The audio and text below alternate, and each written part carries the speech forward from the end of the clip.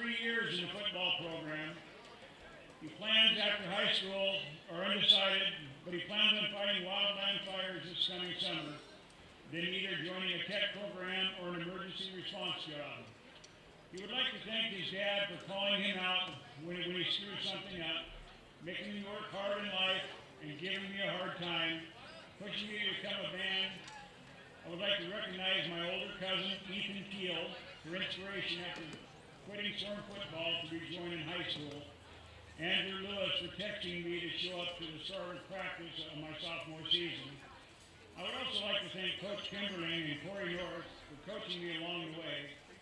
Also thanks to Coach Carlisle for giving me inspiring conversations this season. And a special thanks to Jody Scribner for being everyone's #1 fan and cheering us on.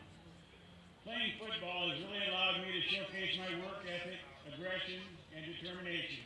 I would like to give all glory to God and the Lord and Savior, Jesus Christ. Mr. A.J. Peak.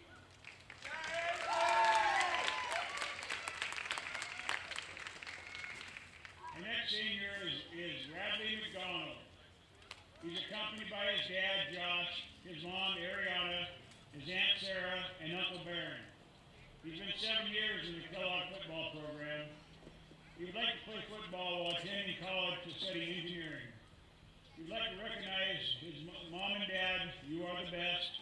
Thank you for the endless support, driving me to every camp, practice, and game, for somehow always getting my jerseys clean, and especially for picking me up after losses. You always had my back, even when I was doubting myself. You believing in me is the main reason I'm even standing here tonight. Every minute on this field, good or bad, has been for you guys. Love you both. Thank you to Caleb, Sean, and Vance, my junior tackle coaches. Thanks for teaching me the ropes way back when. You guys are the ones who made me fall in love with football and hammered in the discipline that still helps me today. Thanks for the early guidance. To my teammates here at Kellogg High School, thank you for the brotherhood and for all the unforgettable memories. I'll carry the lessons we learned on this field about perseverance and teamwork with me forever. Finally, the coaching staff here at KHS, thank you for letting me be part of this team this year. Mr. Radley McDonald.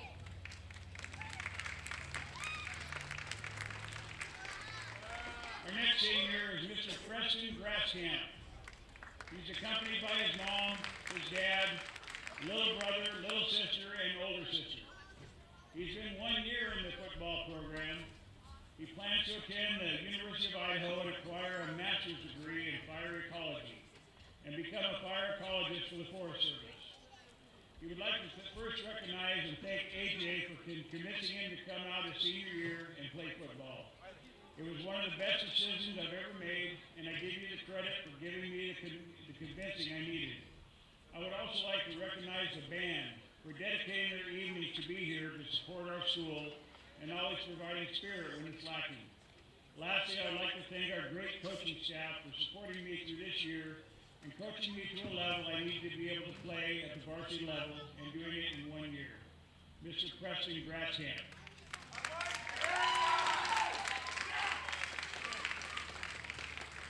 Our next senior is Mr. Aiden Flynn. He's accompanied by his mom, his dad, 4 sisters, and 3 brothers. He's been 1 year in the football program. He plans on graduating high school and attending North Idaho College to earn his bachelor's degree. He would like to recognize his varsity starter in his first year of football. We'd like to thank his mom and dad for always being supportive of whatever I do. Thank you to Sergeant Major Smith and Major Peterson for training me to become a leader and push me to become the best version of myself. And thanks to my friends for always being at my side and making me laugh when I was feeling down. Mr. Aiden Flynn.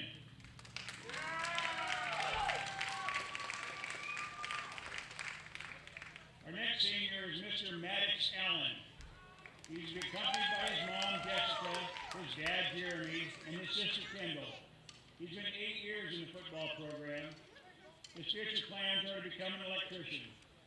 He would like to thank his parents for always supporting me and for showing up to every game, no matter how far it is. I would also like to thank Corey and Coach Kimberling for believing in me and always pushing me to do my best. Mr. Maddox Allen.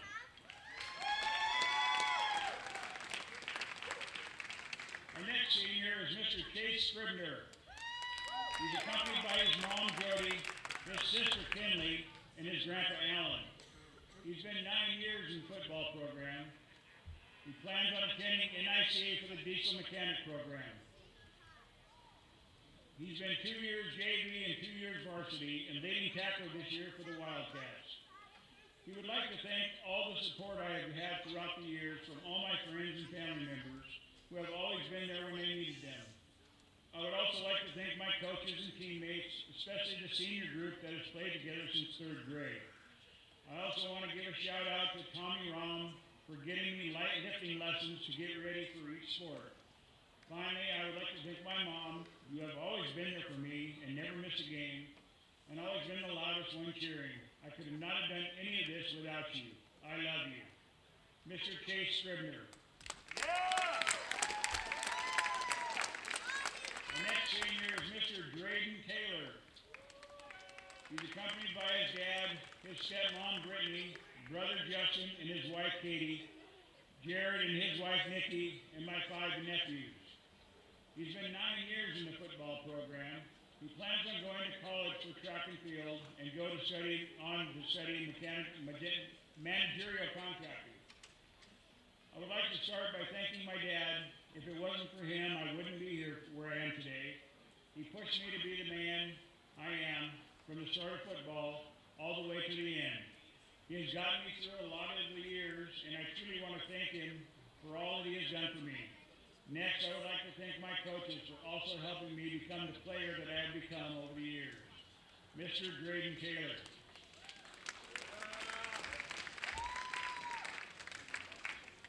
Our next senior is Mr. Andrew Lewis. He's accompanied by his mom, Nicole, his dad, Corey, his brother, Porter, his grandma, Carol, and watching over us, Grandpa Craig. He's been 10 years in the football program. After high school, he plans to go to college to pursue a bachelor's degree in criminal justice, then apply to law school and become an attorney. He would like to start off by thanking his mom and dad.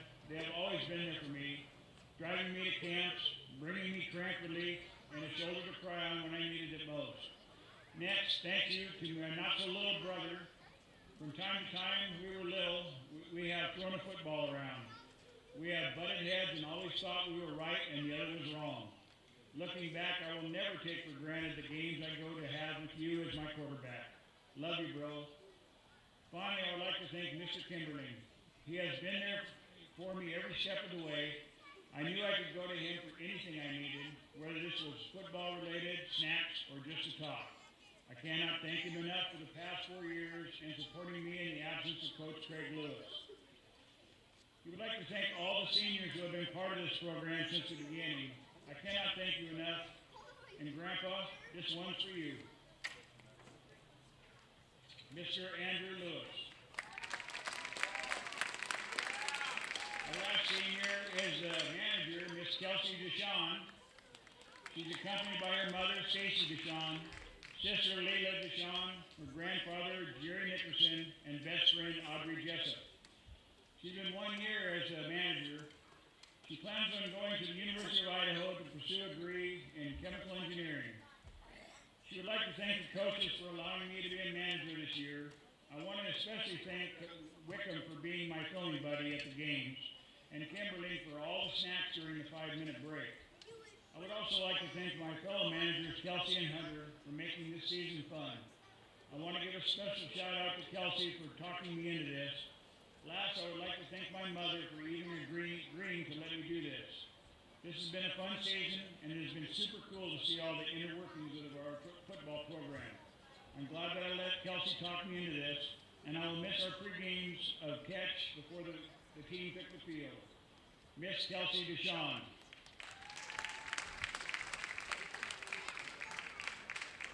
Now let's give the entire class of 2026 a big round of applause.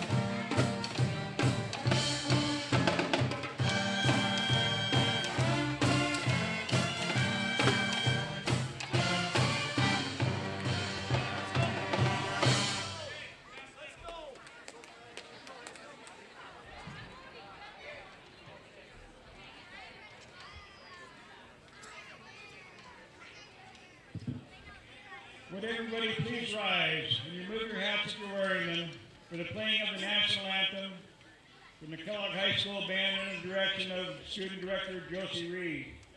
Our color guard tonight is Cadet First Sergeant Jonathan Knight, Cadet Lieutenant Evan Knight, Cadet Staff Sergeant Alexis Blackman, and Cadet Sergeant Alex Cassidy.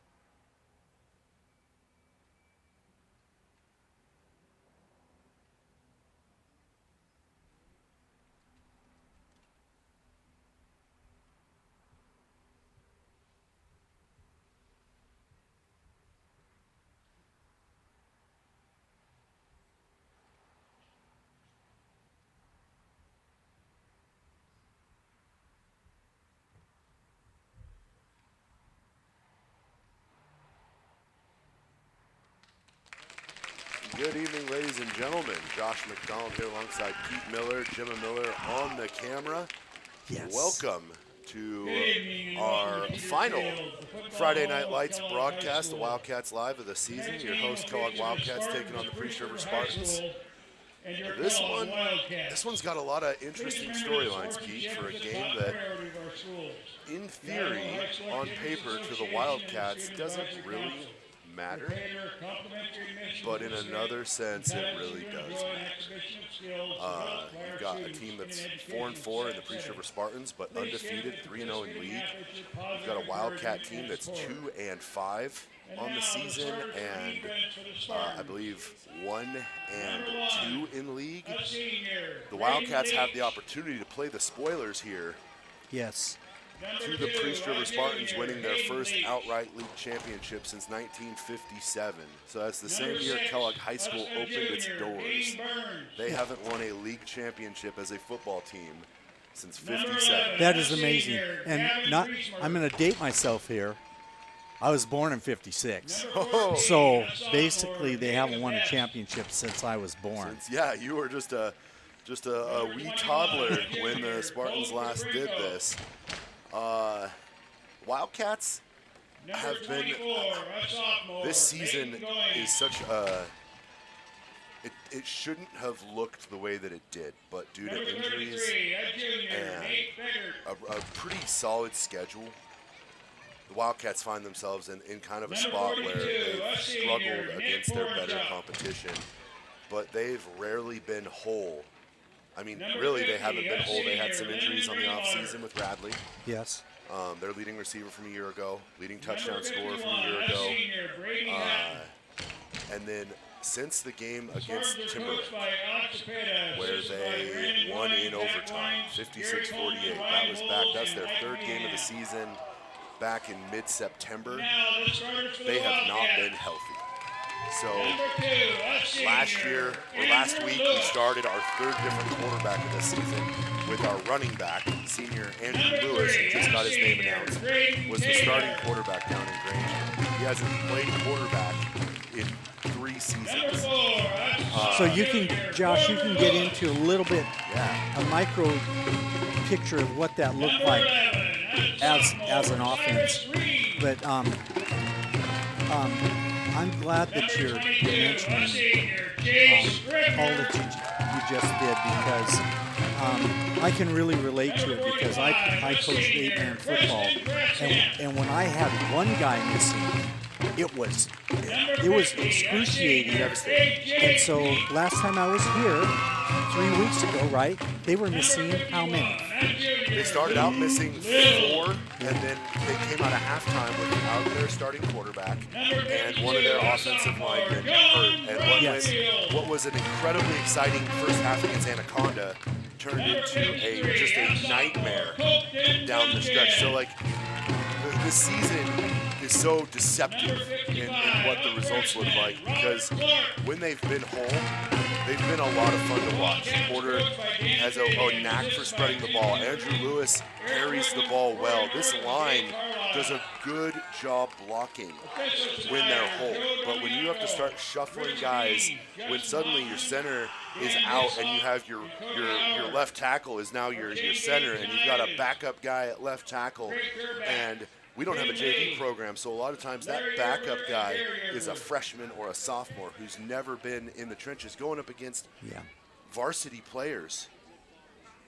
It's a tough haul. It's a lot to ask. It's a huge burden to put on these young guys, and honestly, it's been tough. It's been tough to watch. But tonight, a week ago, St. Mary's played this Priest River team. I think it was a 1 or 2 point game. It was a tight game that Priest River won. I think it was like 28-27 or something like that. The Wildcats go down to St. Mary's. It's a competitive game through the first quarter, and then suddenly the Wildcats get bit by the penalty bug. They start committing dumb fouls and some silly turnovers, and the final score being 35-14. We had one kickoff, or a missed field goal return for a touchdown, where an illegal block in the back that happened on the other side of the field, 50 yards away from the play, wiped a touchdown off right before halftime. Just every time they got momentum, they stopped it. So fast forward, they beat Timberlake in that overtime game. A week later, Timberlake goes to St. Mary's, beats St. Mary's. If this Wildcat team plays the level of football we saw against Timberlake, they should be able to hang with this Priest River team. I asked Simon about it, and he said same scenario, preparation and coaching, on-field coaching. It can happen. It's got to. I mean, the Wildcats have struggled at times to adjust. It looks like the Spartans are going to receive the opening kickoff. I think the Wildcats won the coin toss and deferred. So Wildcats will kick to the Spartans. The Spartan offense has been very good, and they are led by senior number 1, Braden Leach. Junior number 2, Hayden Leach. Junior number 6, Kane Burns. Senior number 11, Gavin Griesmeyer. Sophomore number 14, Jacob Best. Sophomore number 24, Leighton Goins. Junior number 21, Colton Caprinko. And this Caprinko kid at running back is a stud. Keep an eye on him tonight. Number 42, a senior, Nikki Porinchuk. Number 50, a senior, Lyndon Rainwater. And number 51, a senior, Brady Hatton. So on the opening kickoff, Priest River brings it out from the 10. They're going to get brought down at the 26. That's a nice coverage. But that was, you know, I'm just watching Peak. Yep. He does a 2-step approach on the kickoff, and he kicks. Sends it. Yes. Yeah. That's awesome. Absolutely. Absolutely. And, you know, special teams have been a problem. Special teams have been a problem for this Wildcat team. I believe, and my facts might be, they've given up return touchdowns in 7 of their 8 ball games, or 6 of their 7 ball games. This is their 8th ball game. So let's see what handoff here, and that looks like Caprinko. So Colton Caprinko on the carry there. Yeah, we do not have the dimensions of the players that from Priest River, but he looks like a pretty stout kid. Yeah. So is he 21? Yeah, 21. Okay. And then their Not quarterback- huge, but he's. Yeah. Their quarterback, number 8, Lucas Matthews. He's a smart kid. He's a good quarterback. He's got a good arm. He makes good decisions, doesn't turn the ball over a ton. And if they can get the ground game going, he doesn't have to do a whole lot because they run the ball so well. But if the ground game stalls out, he is more than capable of throwing the football.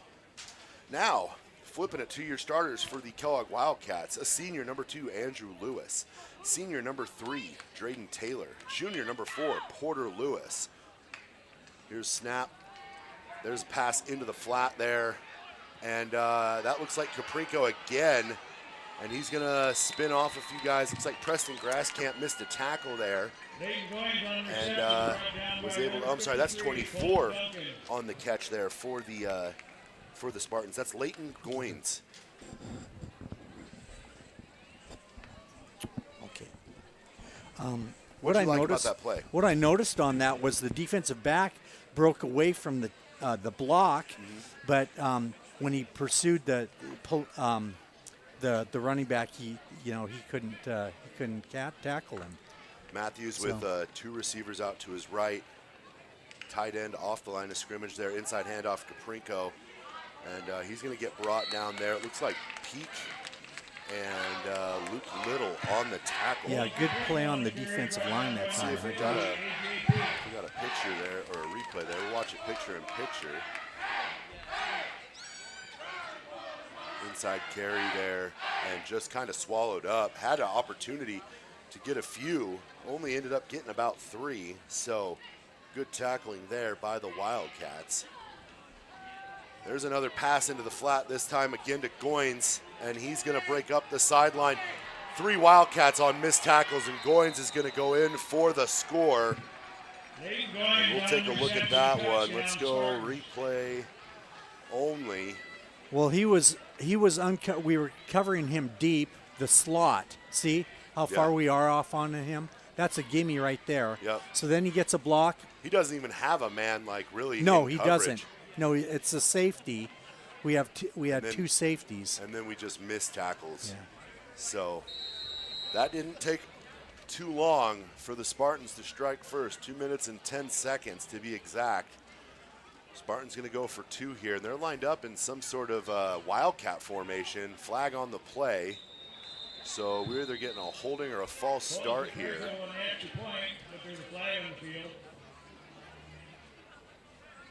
Looks like this one is coming back.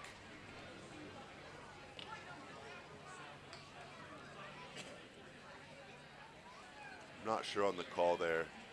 I don't know what that signal is, but whatever it is, it's backing them up.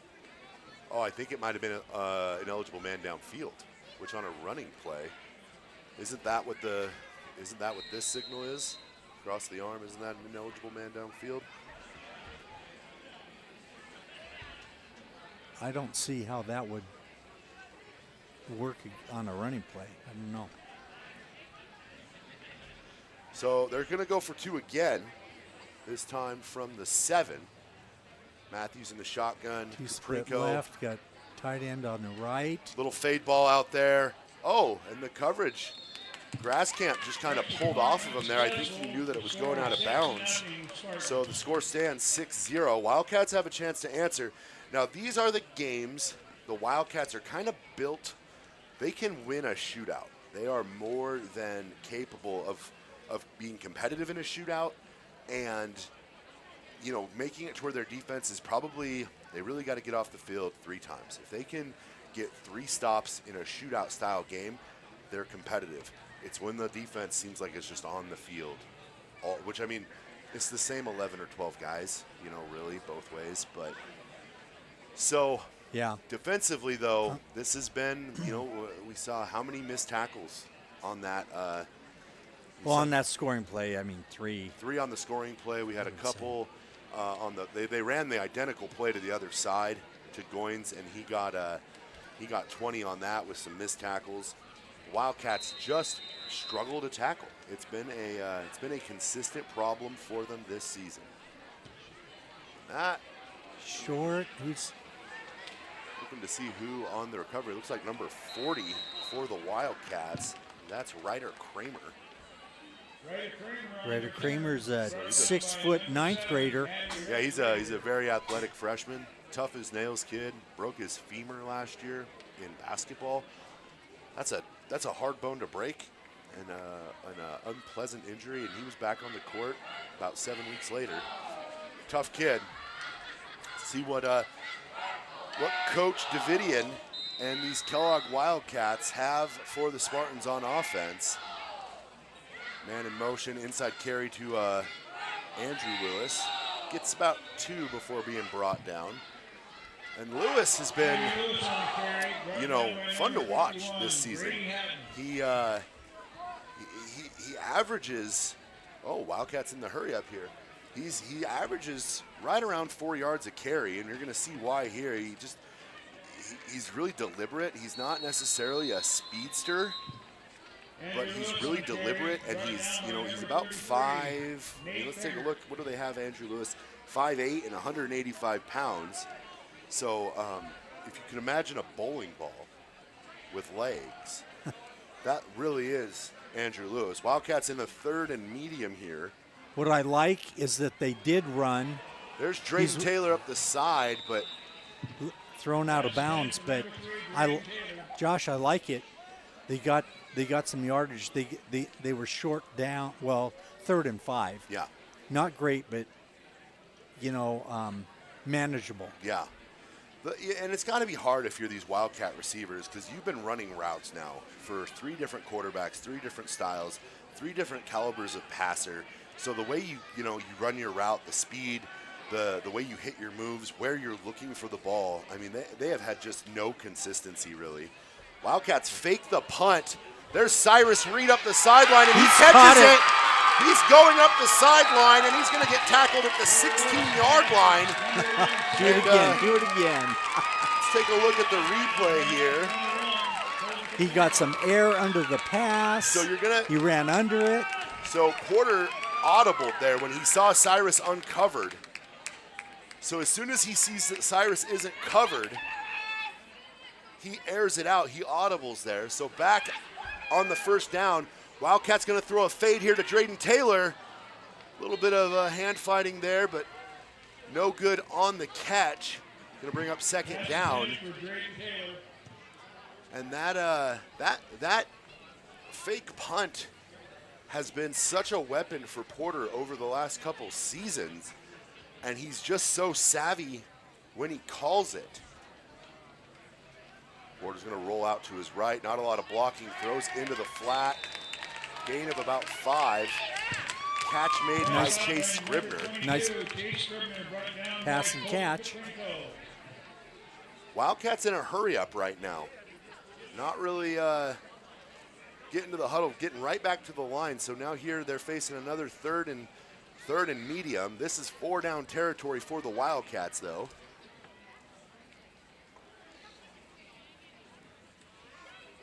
Lewis drops back. Oh, he's under pressure. He's going to scramble. We've got a flag, but flag on the play. I have to believe this is coming back. So he loses 5 on that. There's a breakdown in the blocking on that on the right side. So we'll wait to see what the call is here from the official.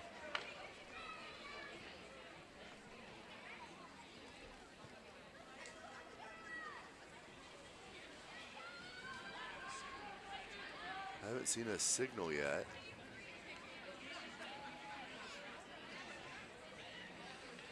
I was on the backside of the play. It was probably probably a hold. Holding.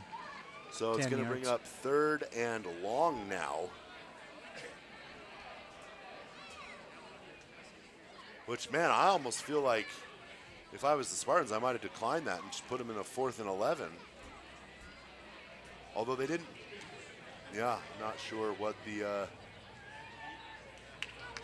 call there necessarily was. Maybe did he throw the ball? Lewis going to drop back again. Has a man over. Oh, goodness. He's got Grasscamp who can't catch it. And this is going to probably make you a little sick to your stomach right here. Check out this replay. We're going to go picture. So here on the left. Watch in the slot on the right side. Oh, it's Drayden. Look at him. Drayden's just open. Oh, yeah. Drayden's right wide up the open. crease. And Porter just didn't look his way. And we've got a dead ball penalty, so we're getting a false start here. This is going to back it up even further. There comes a time where if you're the Wildcats, like, you flirt with the idea. Like, I know in 3A, there's not a lot of 3A kickers that are knocking in 40-yard field goals, but you could experiment with the punt here and try to pin the Spartans back. Lewis being pressured, he's just going to have to throw it, and he throws it out of bounds. But we've got another flag after the play. Late flag. Let's take a look here. We'll wait for the call. Go replay. Uncle Pete can watch. I think that it was a late hit out of bounds. Yeah, let's take a look here. A personal foul would be an automatic first. So the call is personal foul. So it's going to move the 15-yard penalty, automatic first down. So Wildcats catch another break on 4th down. This is a beautiful break. This is two 4th downs in a row where something a little out of the ordinary has happened for these Wildcats. Oh, inside carry here. Lewis breaks through the middle, rumbles to about the 3-yard line. Great Let's see carry the blocking there. On that. Yeah, we'll Josh. grab that. Let's go replay in full here. See what we get. He had a nice crease in there. And it's just a little wiggle here. He's just going to make a little wiggle, finds that crease, and gets right through. Yeah. So. That was Andrew. Yeah, so Colton Duncan pulled across. Oh, do we have another flag? It must have been a hold. Oh, just demoralizing. And this is going to sound crazy to you, Pete, but the Wildcats have only had the ball in this possession for 2 minutes and 28 seconds of clock time. Lewis on the keeper. Yeah, I don't know where that guy came from. Take a look at it. Who's here. at 51? We'll go split screen here. Lewis on the carry.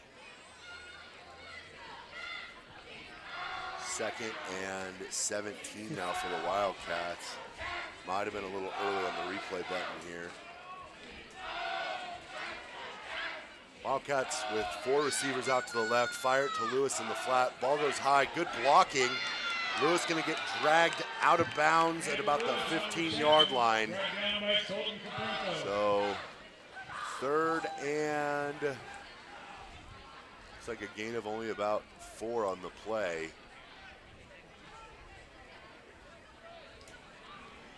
Wildcats here in another 3rd and long situation, and you have to believe they've got to be running out of breaks. 3 receivers out to the right. Lewis drops back. He's going to roll out, fires one, and it is caught. Nice. Drayden on the catch there. Was it enough for the first? I don't think he made the first. I think we're going to be. So we're going to be 4th and short. So Wildcats probably looking at a hard count here. See if they can pick up another free set of downs. So that. Got him. Yep. Got him. I think we're going to get. That's the guy they're having trouble with. Oh, no, they're calling a false start. Oh, no. Back the Wildcats up. So they go for the hard count, and the Wildcats jump. Wildcats just, man, how many penalties, how many plays have they ran in the red zone? It feels like just. I am not counting, but they've been there. They've been there for a while. Okay, 4th down. 4th and drop 6. Back. Oh, and just gets crunched there on the carry. That's 57. Yeah, they're just having a tough time with him. Blocking situation for these 51. Yeah, it's 51. Brady Hatton, the senior. Yeah, he's a senior just O-line, busts D-line. through the line here, and the Wildcats are just being out-muscled up front right now.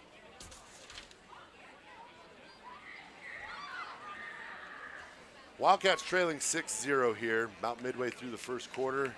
And well, Josh, you know, if it was the olden days, what I'd say, that guy's coming through so hard, trap him, make him look like a fool, and he'll stay on the line a little bit more. He's just blowing right through.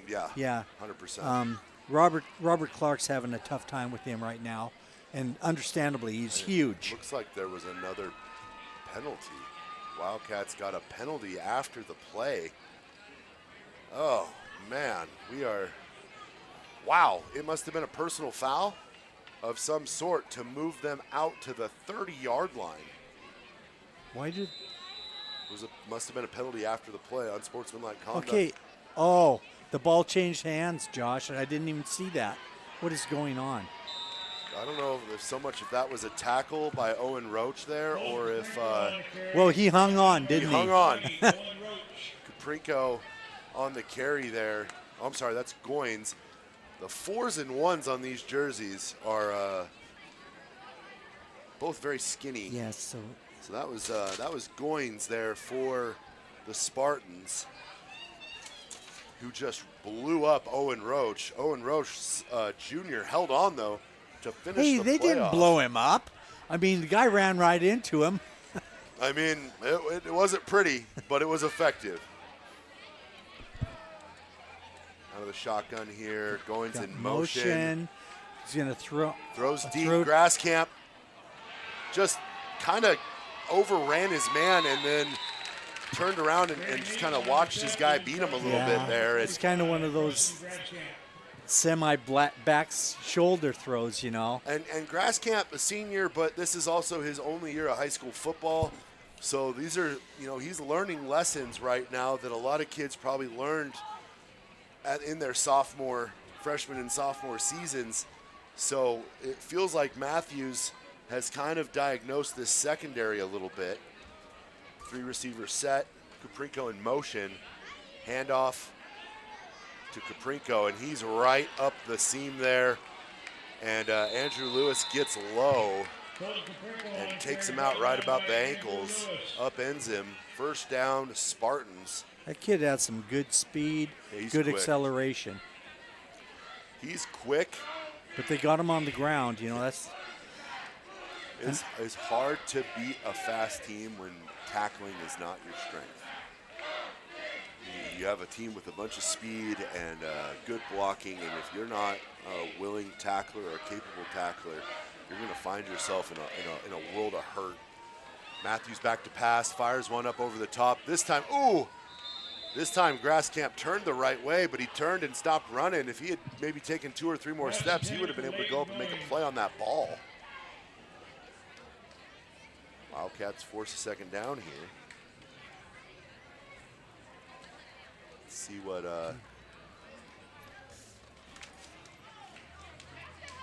that's the Anaconda roster. Don't want to look at that one. yeah, that was a rough one. It was a fun one for the first 24 minutes. It was an absolute masterclass on offense. Matthews fires one to his receiver, who now just there makes is a man a miss. juke. That was something. Let's watch that. That was Preston. Grasscamp, yeah. Let's watch that one again here. You're going to see, I didn't catch the number there. I want to say it was number You know what? 2. What I'm really picking up on is the ball handling and the accuracy of passing. Yeah. They are pretty sharp. That's Leach out there in the one-on-one, and I think they're gonna get stopped right about the 1 yard line. Yeah, that receiver who just made that move on Preston Grasscamp, that's Braden Leach. He's a senior wide receiver, and right now he is kind of putting on a clinic against our DBs. We've got a man down on the field here. Hopefully it's nothing more than some cramps. I can't see who it is. Did we get a replay on that? On the catch? On that last play? On that last run, no, we did not. Because that was a great tackle. I don't know who came up, but they stopped him in the hole. Yeah. They prevented the touchdown. It was a good tackle. This was that catch by Leach on the play before, which was certainly something special. You're going to see Leach make the grab in one step. That's all it was. And looks like 84 for the Wildcats jogging off. That's Maddox Allen, another senior. So 2nd and goal from inside the 2. Not quite 1, but not long enough to be 2. Wildcats defense here, they're going to have to stiffen up. They've got Leach out to the left along with Goins. Caprico behind Matthews. So Matthews with his full arsenal of weapons on the field, and they're going to hand it off to Caprico, who's going to saunter in for another touchdown here. You know, if we could see the replay on that, I really like the D-line for the Wildcats. Check it out. Undercutting the offensive line of Priest River, but you know, the running back has great vision, and he comes outside and he scores. But watch the D-line. Oh, yeah, they put them all on the ground. Yeah. Every single one of our linemen's on the ground. Spartans going to go for 2 here, look to push this to 14-0. Caprico in the Wildcat fumbles the snap, going to roll out. Wildcats, he gets through about 6 of them, but it's that 7th and 8th that were a little much for him to bring down. Good sportsmanship there by Drayden Taylor to help him up. That's some good purple on the running back, right? Yeah. Of course, he was at a disadvantage having to chase that ball down. But Wildcats down 12-0, so game's still very much in reach. Wildcats offense got the ball into the red zone, and then, I mean, I guess we call it a comedy of errors. The flags were flying, and every time we get a good run, we got inside the 2 yard line, I think 2 different times with an Andrew Lewis run and a Drayden Taylor catch, and And then suddenly we were backed right back up. We had a personal foul, gave us a first down. Yeah. We were going back and forth. We got a personal foul after the turnover on downs that gave Priest River an extra 15. Looks like Bug Tortoise is in the chat, our friend from Priest River who loves to talk to us. He enjoys our picture-in-picture replay more than our split-screen replay. We'll probably queue up a few of those here before too long. You can just see so much more of the football in the split screen. Unlike volleyball, where picture-in-picture is pretty sweet. But now that you mention it, Mr. Hatton, the senior, I do remember him from the basketball court. He is a big lad, as you said there. Wildcats going to let this one drop in. Looks like Grass Camp on the return. You know, there's a little bit of a hole, but I think the ball just popped out because he got whacked, and then a bunch of Spartans kind of dove in on the play. It looks like Wildcats will keep the ball starting out about the 30-yard line, so good return for the Wildcats. Let's see if offensively they can continue to make a little bit of magic here. That was Cyrus Reed on the last play who caught the pass out of the fake punt that put the Wildcats in the red zone. Porter Lewis here gonna fire one. Oh, too high for Scribner. And Porter Lewis, I mean, he, in the Anaconda game a few weeks ago, came back in halftime, no pads, arm in a sling. He spent the better part of the last 2 weeks with his left arm in a sling. So it's his non-throwing arm, but I have to imagine that he sees pressure coming, he's getting rid of that ball. Like, he doesn't want to take any unnecessary shots. And every time I think he does take a shot, the basketball coaches at Kellogg hold their breath. I know I sure do. Fires, little cross route. There's Scribner. He's going to get the first and a couple more. Great pitch and catch there from Lewis to Scribner. Yeah, good delivery, quick delivery. Here, just for you, Mr. Tortoise. Check this out, picture in picture here. Fires it out into the flat. Scribner turns up field. Scribner, our Swiss Army knife. Yeah, and he had two receivers open on that play too. There's a great inside carry there by Andrew Lewis, who's going to roll through a tackle for about 2.5, 3 yards. Wildcats still in a very good spot here. The difference in this game is a little bit of blocking up front on offense and then tackling on defense. Another drop back for Lewis. He's going to fire one deep. He's got Taylor. That's his deep target. Oh, he had one hand on it. Oh, let's see if we can get a look at that. We're going to try to replay. And let's see if we got all of that. We'll go full on the replay. Drayden tried to corral that one with one hand. They are definitely lengthening the field on these guys. They are able to get open, too. Drayden has the step. Porter recognizes that Drayden's got a step on him, and it just overthrows him a bit. Check out that camera work, though. Way to zoom in on that. That's our awesome camera worker, operator, director of photography, Miss Gemma Miller. There's another pass. They're looking to get Drayden involved here, and again, it's an overthrow. Porter's a little wild with his arm here, and I think, if I'm being honest, I have to believe that that injured left elbow is causing him some problems. I think he just is not ready to necessarily take some hits. You're going to see the Spartans cover every man on this punt. I have to believe that they're not going to do that again. See what Drayden can do here. If do you think with his left elbow that he's not able to it's not as natural to bring it up? And it's a good punt there by Drayden Taylor.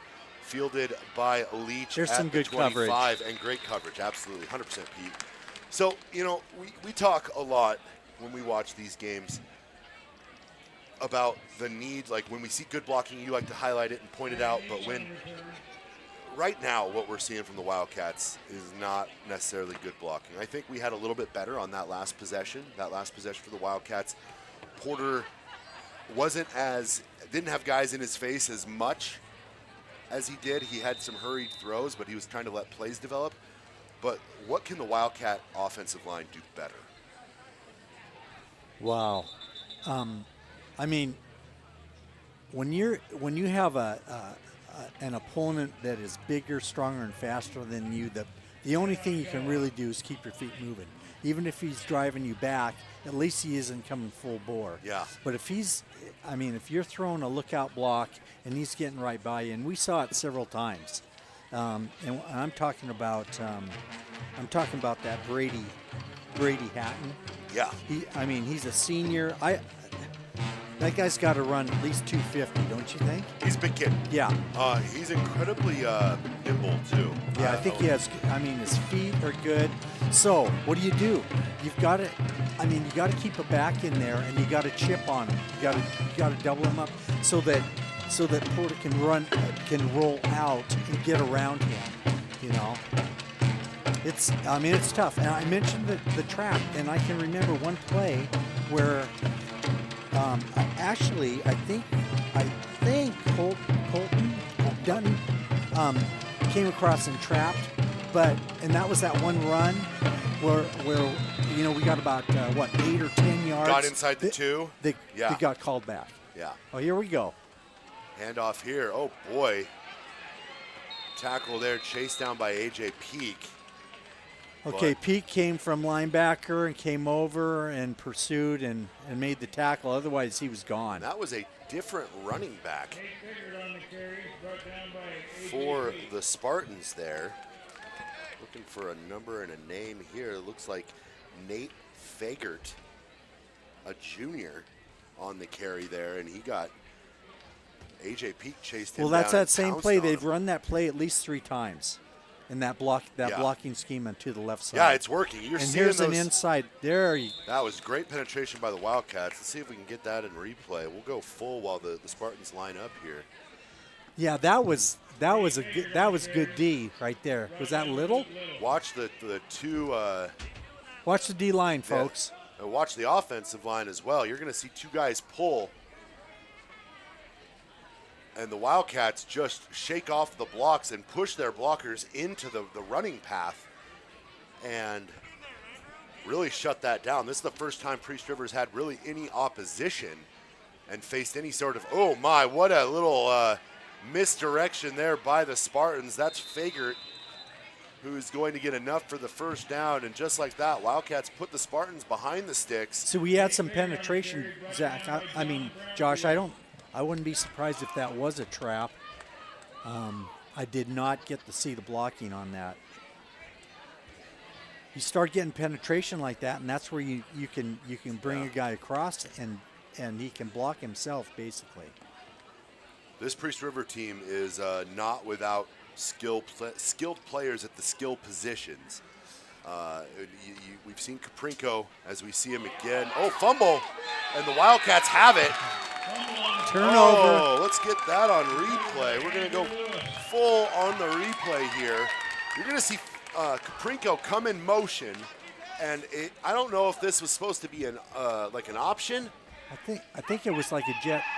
Okay, he's coming this way. And I don't know. Oh no, Caprinko just didn't grab the handoff. Yep, I think. You know what I think that.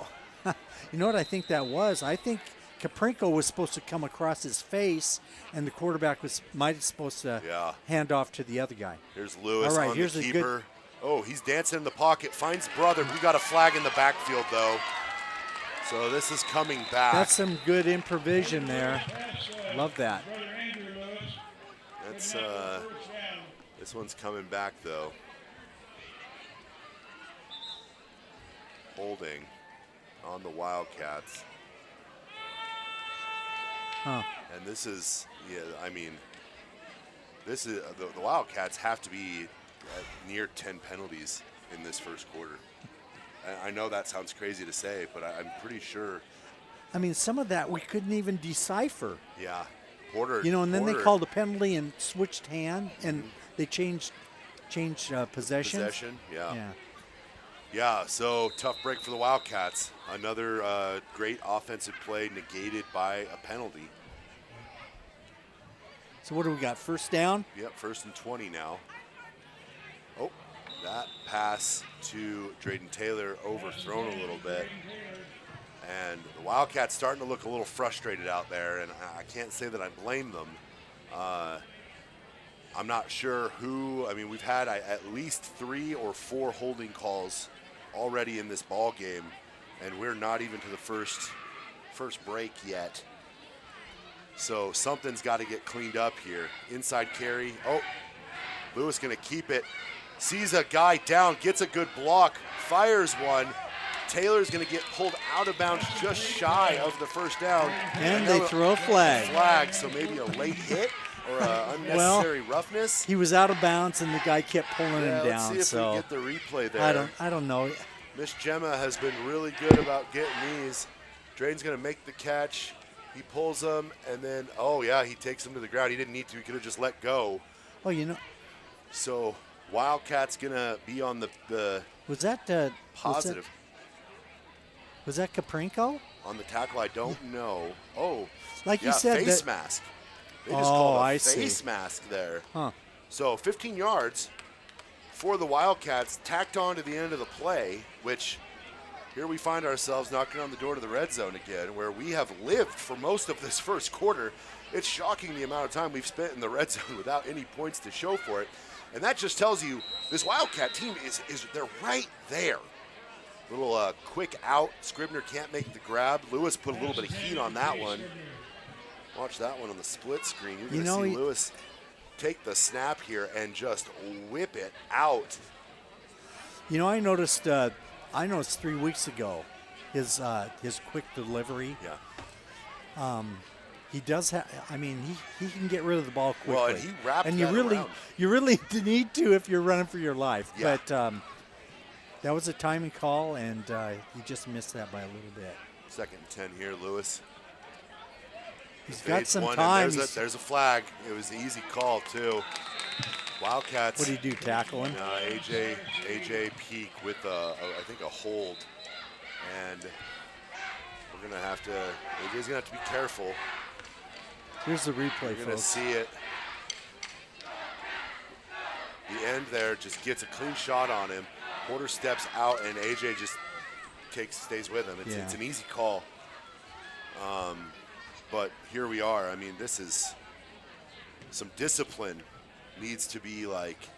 Wildcats might need a timeout there. They really need this quarter break. Listen, Josh, it is so hard when you're an O-line and the guy's getting by you, skating by you a little bit, not to try to protect your quarterback. You know, this defensive end, this number 42, Nikki Porinchuk. Another senior. He is. I don't know if we're going to get a full replay here. Oh yeah, here we are. He is just dominating on the edge out here. Yeah, AJ Pete can't stay with him. It's getting to the point where I'm really concerned that we're not putting another blocker on the line. Well, I think you got to have blocking back. Yeah. I mean, you got to have a guy that's going to. They're doubling him there. Okay, there you go. And 42 gets buried. And Cyrus Reed makes the catch there at the sideline. Good call. Good call out on the blocking scheme on that. Let's watch the replay here. Okay, watch, folks. The right defensive end for Priest River. After he's pretty much been controlling the edge. Andrew Lewis comes up and lays another one. Great shot here of the catch. Great catch by Cyrus to know where he's at. That's a good play. And we're at 4th and 10 here. Andrew. Okay, see, they got a back blocking 42. And Drake makes the catch at the chains. Good for the first. First down. Okay, so 42 was on the left-hand side, the right-hand side of the offense that time. And I think we got a replay here. But watch. He gets around. Andrew steps up. Blocked. Yeah. Yeah, you're absolutely right. The blocking back is key. And a great catch by Drayden. So that's some good adjustments being made by the coach. Yes, 100%. 100% there. And Wildcats find themselves at a 1st and goal situation from the 10. So a long 10 yards to a score here if you're the Wildcats. Haven't seen a lot of Andrew Lewis on this drive. Would love to see some right here. Wouldn't you know it? Little quick dive, got a couple yards. Probably about 2 yards on the carry. Andrew Lewis on the carry, brought down by number 42, Nikki Andrew Lewis, who has been, he has played almost every single position during his 4 years at Kellogg High School on both sides of the ball. He has played quarterback, he has played running back, linebacker. He's been on both the offensive and defensive lines. He's been a safety. he was the backup punter that night when Drayden was out. You know, like he's done a little bit of everything. Okay, we had an pitch outside. Get a lead block. Oh, Ooh. okay. Oh, and the crowd wants a horse collar tackle there. Let's see that again, Josh. Grab the replay, go full. Okay, he's calling. They're throwing a late flag on that. Yeah, we've got a real late. Uh-oh. Okay, see how he comes inside. Wildcats. That's 42. Let's take a look and see what the flag is here. And that will determine. Luke Little almost got tagged with an unsportsmanlike conduct penalty. We have 2 flags on the ground, it looks like. Yes, it is still the first quarter. Yeah, well, not anymore. We finally got out of it. Yeah. So, waiting for the call here. That was Bug Tortoise comment there. Oh, Bug Tortoise. Yes. Hey, while we have a moment, let's say hi, Josh, to Deline Miller. Ah, Mama Deline. Watching on the stream. Yes, yes. One of our Wildcats Live sponsors. Obviously, we don't want to call her the godmother because Simon's the godfather, so she's the great godmother of Wildcats Live and an ardent supporter. I know Simon's sister Sarah is also watching. Is she over? She's over in Butte, America. Okay, she made a comment. I'm waiting to see the call here from the officials. We've got a personal foul, I think. So we're waiting for the call. We're not getting to our sponsors here at all, which I apologize, but we've got big news. Whatever is going to happen is going to really change the direction of this game. Whoa. So, unsportsmanlike conduct on the defense. Unsportsmanlike conduct on the defense. Holy cow, so the Wildcats are basically going to get the ball first down on the, because that's a half the distance to the goal and then another half distance to the goal, right? Nice, yeah. So the Wildcats should be knocking on the door here. We didn't get to our sponsors there, but you know. Bug Tortoise says that was not a horse collar. Well, and I didn't see it, so I didn't see the replay. It looked like one.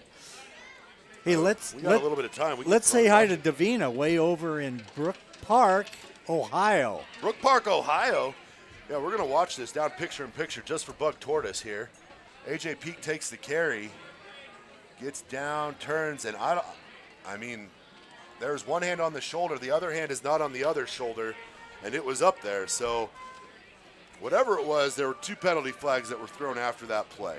Can't be sure what they were, but Wildcats find themselves in exquisite field position with a chance to cut into this deficit that it's a 12-0 game. The Wildcats controlled the time of possession. I have to believe the Wildcats dominated the time of possession. They also are really reaping the it's been an ugly game. Let's just be clear. Like, the amount of yellow that's been involved in this game has not been pleasant. But that comes back down to both teams needing to clean some stuff up.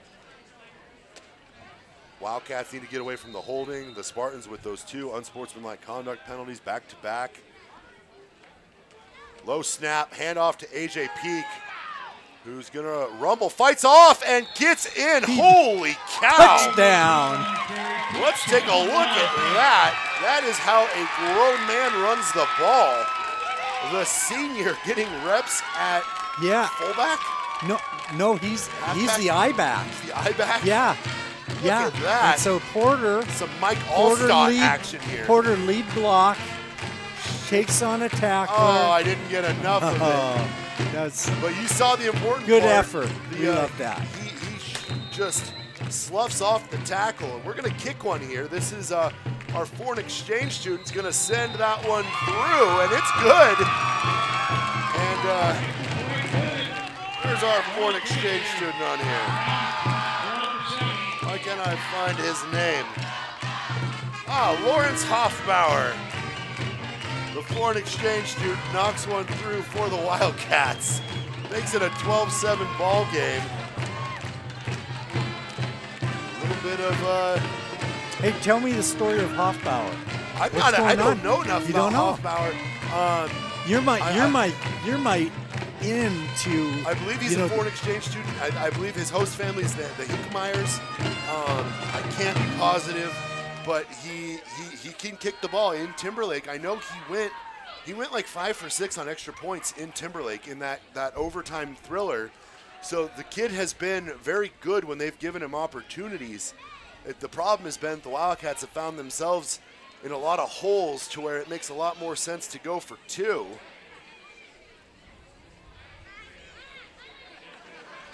I don't know why you don't have a foreign exchange student. That's a great question. I feel like you guys probably do, and you're just not telling me. If I had to pick one, I would guess that Nikki Porinchuk, number 42, that wicked D end, was your exchange student. Great tackle there. Wrap up by Scribner on Braden Leach. One-on-one, took him down. Leach has been so good for the Spartans here. Scribner at one point was the number 3 or number 4 tackler in the state. Scribner is a tackling machine, and we're talking all classifications. Like, that is a shocking thing to consider. He just gets tackles.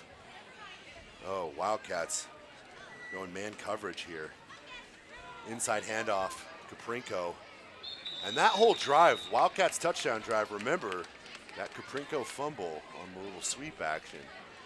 So Kaprinko getting out there. Good point. Maybe there's a little bit of doubt. You start turning the ball over. I mean, right now, Wildcats winning the turnover battle. They're winning the time of possession battle. That really those are usually metrics that dictate success. So now it's about their defense showing up and giving their offense a little bit of something to work with like they did on that last possession. Miscommunication there, and Matthews is going to go down. Matthews going to go down, and that's going to push them back to just behind the original line of scrimmage. Speaking of Chase Scribner. Yeah. Right? Let's see if I get any of that replay there. Oh, no, I got the end of it. I was so excited watching it. You had Scribner in there. You had Colton Duncan in there. The Wildcats put the Spartans in their first 3rd and long of the evening. Let's see what they do with it here. Leach in motion. Taylor on the coverage.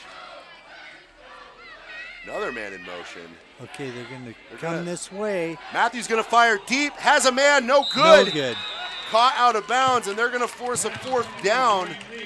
What do you think we're going to see here from Coach Zepeda?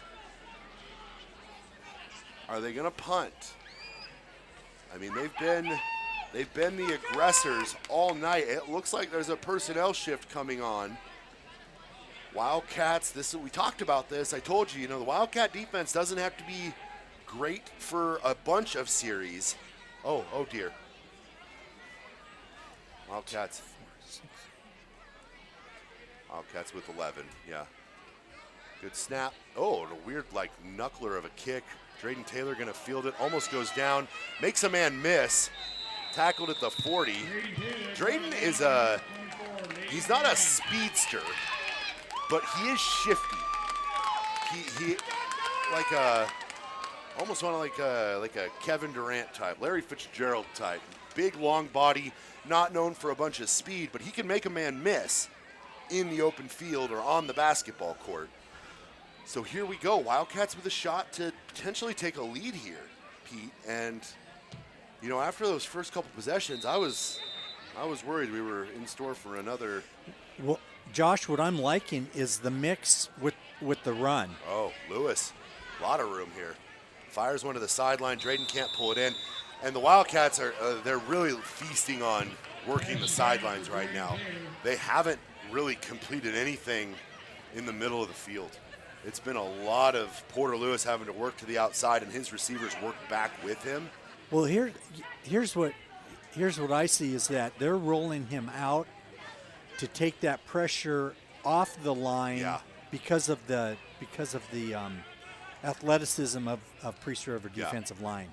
And so especially the crease, I mean, the outside, the defensive ends. You can see he okay. That throw there by Porter overthrows Drayden Taylor. Well, he got happy feet in there. He didn't plant. Yeah. He didn't follow through. But you can see how the D end came outside and he came inside the D end. So they're adapting to and this is good. They're adapting to what the D ends are doing. Yes. They chip him with a running back, or they block out and come inside him. On more like that was more like a sprint out pass actually than a rollout. So Wildcats here in a 3rd and long, clock not moving, and I tell you, getting close to a delay of game here. Oh, low snap. Porter pump fakes, goes up over the top, has his man, and Cyrus Reed can't make the grab. That one, we'll check that one out real quick. Had his guy. And I don't know if he just missed him or if Cyrus ran his route a little. I mean, I guess Porter's the one who's got to get the ball there, but Cyrus has him beat. That one feels like a throw him up the field instead of out to the sideline. So tough break for the Wildcats, who go 3 and out.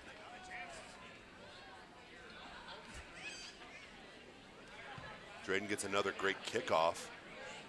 Leach calls for the fair catch. It fumbled. It's loose. It's on the. Oh, and Leach is going to recover it at the 13. Called for the fair catch, and you know, high school kids don't quite have the breaks that these NFL guys do. You're going to see Leach bobble it here. Yeah, that was a muff punt. Instead of you see the NFL guys who can get right up 1 yard away and not touch a guy. Well, at high school level, you got guys pulling up at about 5 when they see that fair catch get waived for. So, like, I understand it, but as soon as that ball comes out like that, you've got to be on it. So Wildcats squander a really, really great opportunity here. I don't know, we have a flag or we're moving the ball up.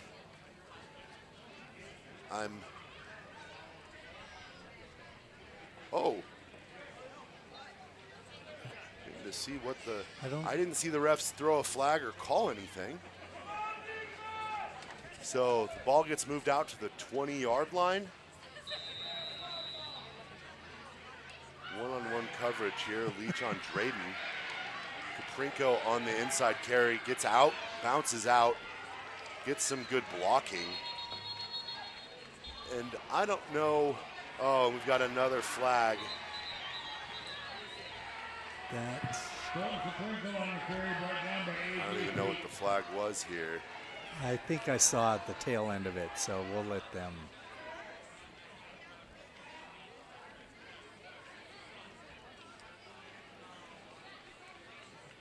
Number 50, that's AJ Peak. Yeah, he had some activity over towards the sideline with another player. So. And Wildcats penalty woes. Yeah, he had a blocker, second level, leading them all the way up there. That was a heck of a play. That's a tough play to stop. Owen Roach down here right in front of us on the man coverage. They're going to go inside carry again. Kaprinko's going to bounce it out. He's got speed.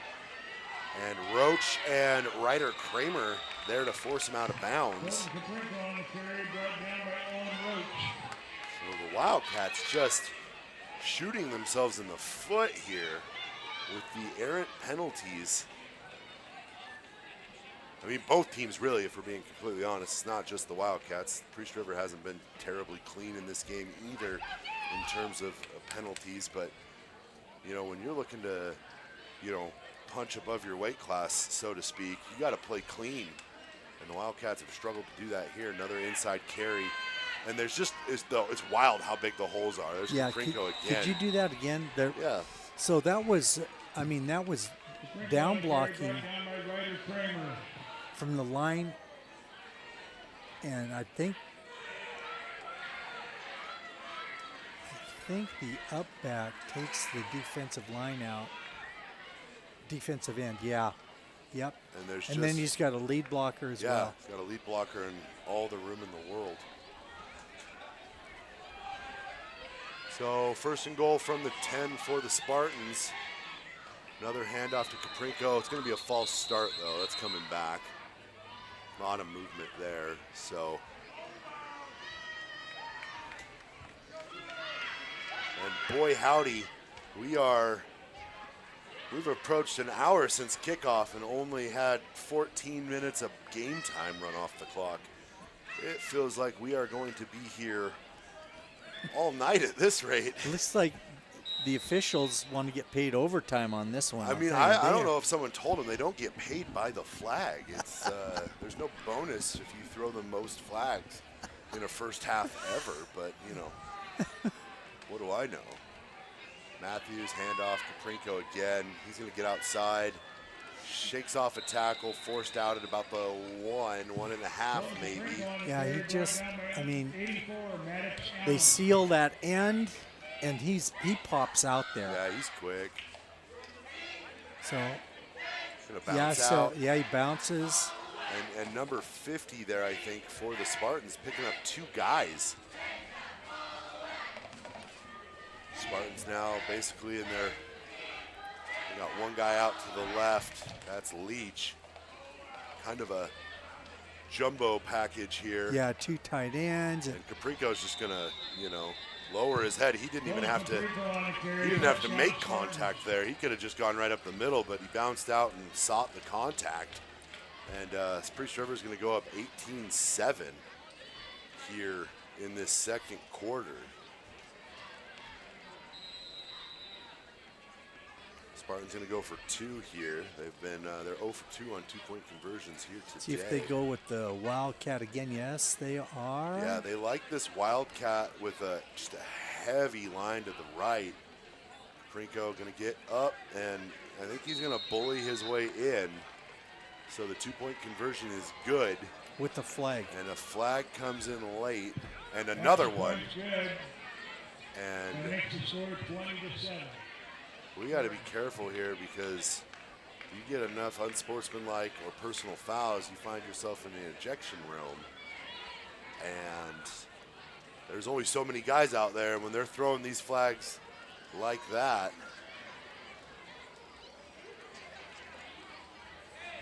Wait here for the call.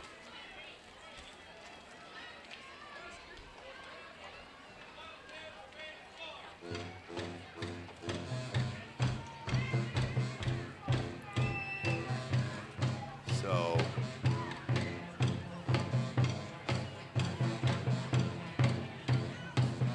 that's his second.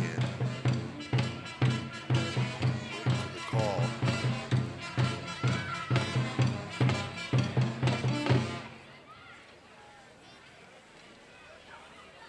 And I believe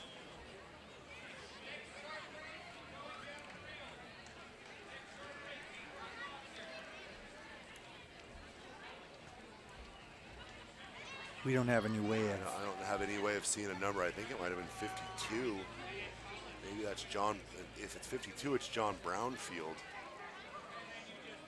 But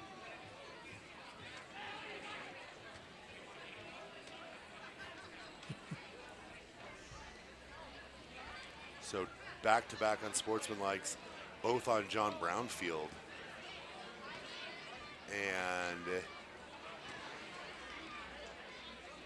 I don't know if the unsportsmanlike leads to the ejection or if it's just personal fouls, like unnecessary roughness or things like that. But back-to-back fouls on the same person. Back-breaking if you're the... those are both on Brownfield. Brown? Yeah, Brownfield.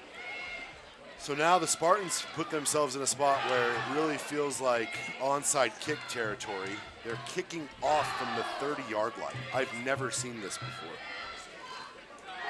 I'd have to say this is a never. on my part. Yeah. So they can either kick it and get a touchback here, or we're looking at onside kick style stuff, and the Wildcat hands crew does not come up with the ball. Leach does. We'll grab the replay here.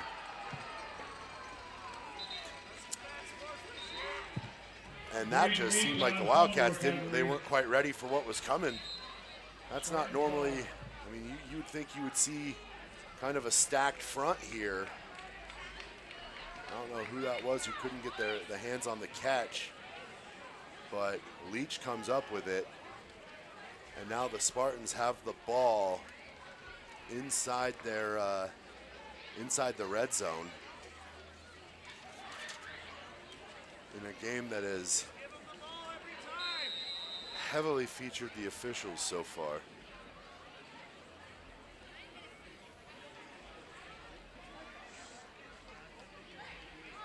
Two receivers set for the Spartans out to the right. Another inside handoff here. I think that is Goins, number 24 for the Spartans. And Chase on the tackle. Scribner on the tackle. Yeah, so tough break for the Wildcats, who just cannot get out of their own way. Clock continues to run, though. Precious seconds ticking off.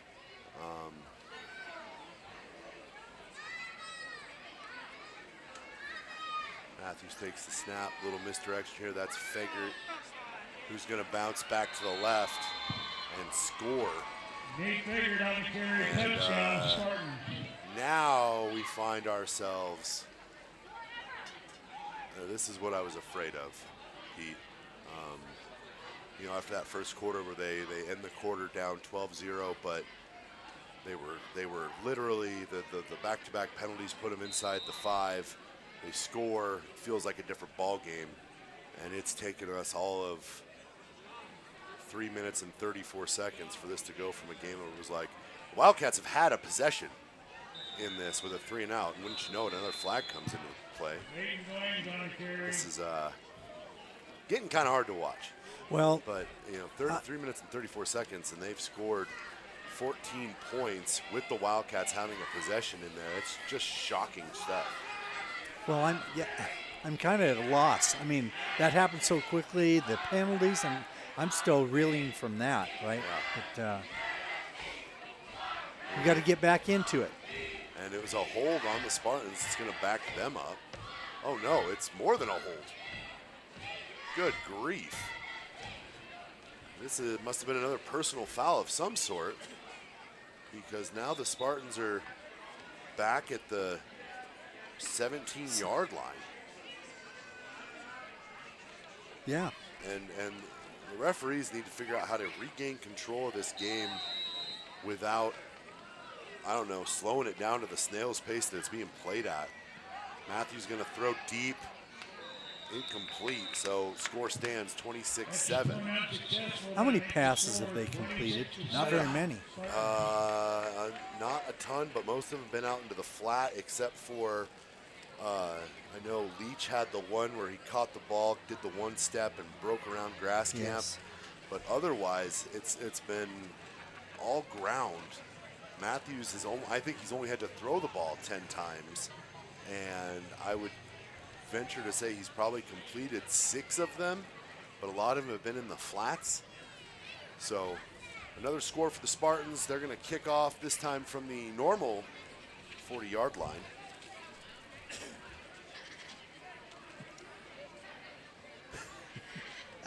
Bug Tortoise looking at my LinkedIn page. It's not that great.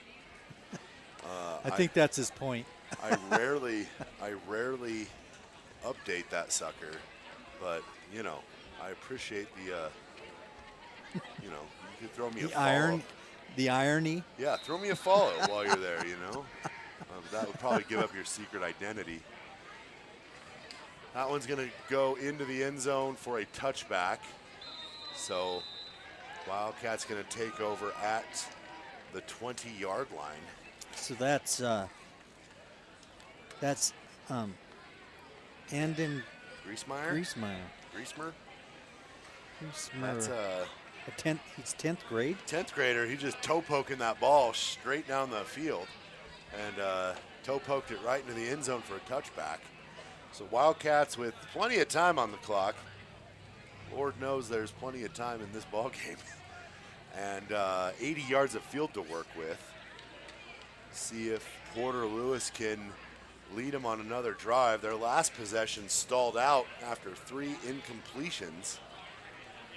We're having some personnel issues right now for the Wildcats. They're missing a lineman. There's John Brownfield, who picked up the back-to-back personal fouls.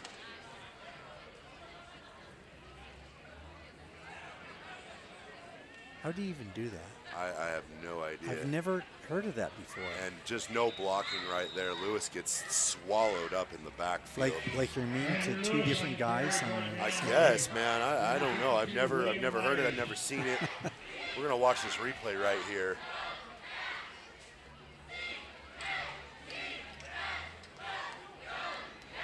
You're gonna see there's a whiff. They don't even get the guy right up front.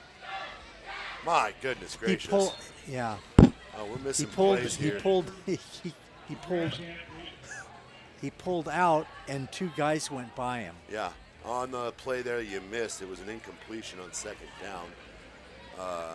So it's 3rd and 12 here for the Wildcats from their own 18. Let's see what we can do here. Lewis gonna fire deep and almost intercepted. Dangerous throw there by Lewis. I think that would have been one I would have liked to see a little more air, lead him up over the top. That's what I was going to say. He knew where. See, the thing is, here's what. I think he knew where he was going to go, and he looked right at him, and he threw it when he wanted to throw it. Yeah. If he would have waited, like what, maybe 3-4 steps, but did he have enough time? If he had thrown it a half second later and led his receiver to the middle of the field, Drayden would have caught that with Here's the punt. Nothing. Nice punt. Great punt by Turned Drayden. it over, actually. That's a nice. Yeah. Leach is going to get toe tackled there at the 50. And Drayden Leach on the carry, brought down by number 45. that's Preston Grasscamp on the tackle. So Wildcats in a hole. They're fighting for their lives right now. 7:41 left here in the 2nd quarter.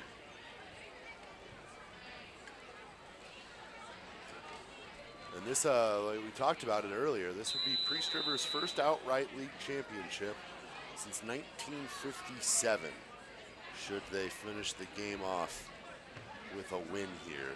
Confirmed by Bonner County Daily B Sports reporter Max Oswald. And that's, is that Leach on the carry? Oh no, that was Caprinko on the carry. So good for a first down. Wildcats, they look tired too. There's been a lot of football played. I mean, there was a sequence there where 10 yards would be gained, 15 would be lost, 16 would be gained, 10 would get lost. I mean, they played the same 20-yard stretch of the field for a good 4 minutes with repeatedly getting a fresh series of downs. Matthews going to drop back, gets hit low, and intercepted. Yes. Intercepted by Drayden Taylor. That's a good defensive play. And Matthews took a hit there. Let's see if we get the replay. Somebody came in low. We got good penetration. We blitzed 2 backers. 1 backer got picked up. Oh, just got him right on the ankle there, and then Drayden grabs it and pulls it down. So tough series. Matthews already up and walking off the field. So good sign for Spartan fans. Wildcats going to take over. Exactly 7 minutes left here in the 2nd quarter. So Wildcats again winning the turnover battle. Something's got to give here, you know. We've got to maybe don't go pass on your first 3 plays. You know, you're going to laugh at me, Pete, because. Well, remember their first 2 plays. Yeah. 2 runs for what? Got I think 5 yards. 4 or 5 yards. Yeah. But there's a lot of going on down on the field. Yeah. We can't feel it. We don't know what's going on down there, but these guys are still fighting. Yeah. Both teams are highly competitive, and when you're throwing flags for personal fouls and let a little trash talk go.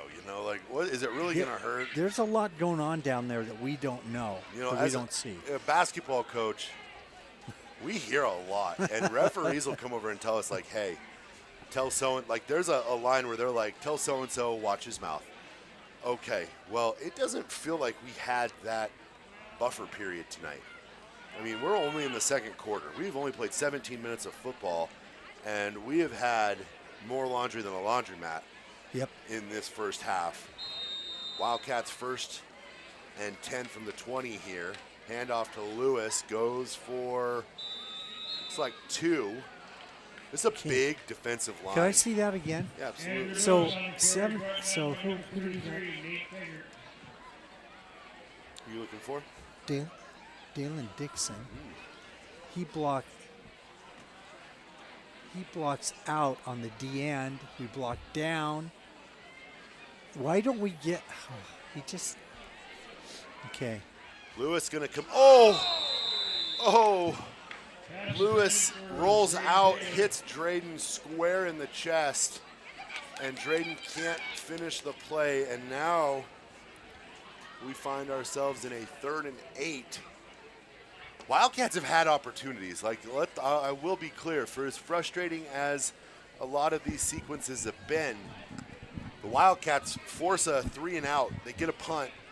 They don't. They go 3 and out. Then they have the interception here. Oh, we're going trickery. Drayden's gonna fire one over the top. Wow! What a catch! What a holy cow! That's beautiful. My goodness. Little trickery here. 42's down. Watch this pitch and catch. Mickey's on the field. You're going to see Drayden wind up, and Porter goes up with one hand. Holy smokes. Yeah, that was right up the seam, Josh. If that pass would have been there, I think you would have been gone. Oh, my goodness. That's a good call. The Wildcats have Did you see what happened to 42? I did not. He is still down. And we're going to take a little break. They're helping him up right now. I think it's... Maybe we'll not take a break. We're good. I thought we were going to take a little break. That's struggling with the name Porinchuk there. Mickey Porinchuk, the defensive end, who has just been giving the Wildcats fits all night. He's kind of limping off the field, but he seems to be under his own power at least. And Drayden looked like there was like one more reverse that was supposed to happen in that play, and then it wasn't there, so he just threw it and hit Porter. Porter had to go up and get it. That's just a testament to the kind of athlete the kid is. Goes up and snags it with one hand and gets the Wildcats a much-needed first down. Wildcats get the ball to start the second half. So a scoring drive here, and we're going to get a false start. Calling that on Ryder Kramer, the freshman receiver here. And I don't know. We're going to get a sub now. Here comes Drayden for Kramer. Drayden needed a quick breather. Kramer came in, gave him one, plus the 5-yard penalty. So Wildcats with a little bit of miscommunication. He has to here. come back off the field because he was not in the huddle. Oh. There's Kramer. Lewis going to fire. It's knocked down. And that's going to bring up second down. So here comes the sub. Can't squander this opportunity. The Wildcats have used so many things. They've pulled out the stops. They've used the fake punt. They've had the penalties that have helped them out in some weird spots. You ran your little trick play there to get the first down. Like, they really can't squander this opportunity. Lewis forced out. He's going to have to throw across his body and just throws it out of bounds.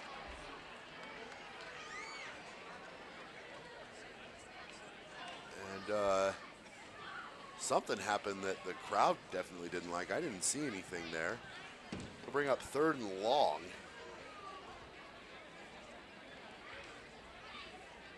Just routinely finding themselves in late down, deep distance situations. You know, I'm watching closely the offensive line, D-line battles down there. It is. There's Taylor, and Taylor goes up, can't get it, and gets knocked out of bounds. And incomplete. So now Taylor's going to jog back. He's the punter. That was a tough landing right here in front of us. We got to hear the thud in real time. Wildcats just, you know, if preserving the clock was the strategy, you throw the ball 90 times in a game, you're gonna get plenty of opportunities, huh? The clock is not moving. High snap. Drayden gets the kick off, and it's a good one. What a dandy of a punt there. And good coverage there. Grasscamp on the tackle of Leach. So Spartans take over at the 34-yard line. They are covering those punts. He's getting some air under him. Drayden is doing a masterful job punting the ball. He's getting some good hang time. He turned a couple of them over. I like that. I punted, you know, so I like. You have an affinity for it, huh? Yeah. So 1st down for the Spartans here. And yeah, I tell you, if you're watching at home, God bless you, because this has not been an easy watch by any stretch of the imagination. I think the only solace one might have is if you're a Spartan fan, you're up. Inside handoff there to Caprinko, bust through a tackle, bust through another one, bust through another one. He's getting chased down by Chase Scribner, and he's pulling away. Look at that. That is breakaway speed, and color me surprised to not see a speck of yellow on the field. But here we find ourselves. It's going to be 32-7. Spartans on top of the Cats here. And now we're starting to feel a little blowout territory. I don't want to say it. There's still lots of time, especially with the way the clock has moved, but Wildcat offense seemingly having to resort to high trickery, a little bit of, I don't even know, illusion, not magic, but illusion. Here's that heavy Wildcat. And Caprinko, yeah, now the Wildcats are just kind of letting them. There was not a ton of resistance right there. 5:14 left in the quarter, it's 34-7. And all of the life has seemingly been sucked out of the room here. Whew. Well, I think that up until, hey, they still got to fight. Yeah, they need to. They need to. We need to see it. We want to see it. But we certainly, I get it. There's only so much you can do. You're tired. You've already been on the field for nearly an hour and a half, you know? Like, this feels, anyone who watched the volleyball match last night, Priest River Kellogg District Championship, that first set of that match felt like a grind. It was like a 30-minute set, and the Wildcats won that one 25-12, 25-13. So it wasn't particularly competitive, but it was a grinder. Nice kick there. Uh-oh, dropped. Picked up. Oh, there's a seam. There's a seam and a tackle. So after the drop on the catch, Wildcats get it out to about the 32. But man, we're looking at a 10 o'clock finish time right now. And for some of these kids, that's going to mean that they've been on the field for 3 straight hours. Hey, Josh, Bug Tortoise says that Perinchuk is 6'5" and 210. Well, that's nice. It'd be nice to have one of those. a D end Yeah. is 6'5", 210. That's what you call an edge rusher there. Lewis with a lot of time right there, and throws it behind Cyrus Reed.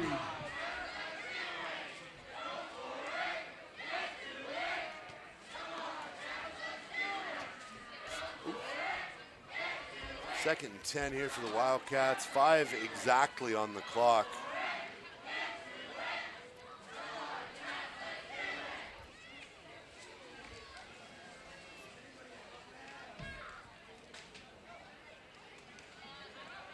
Lewis fires over the top. It's caught. That's Scribner. He's going to get 2 yards on the catch. Third and 8 for these Wildcats. Love those catches when they stay in bounds.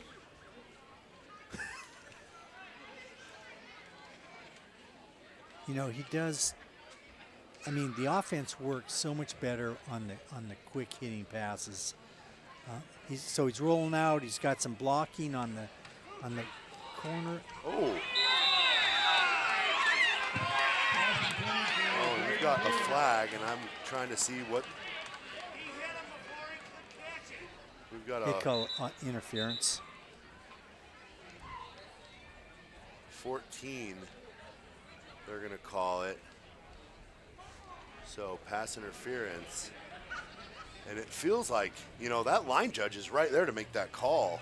And I mean, I know if the play's behind him, but that one seemed, I mean, we have a great bird's eye view. I can't imagine him not having a good angle.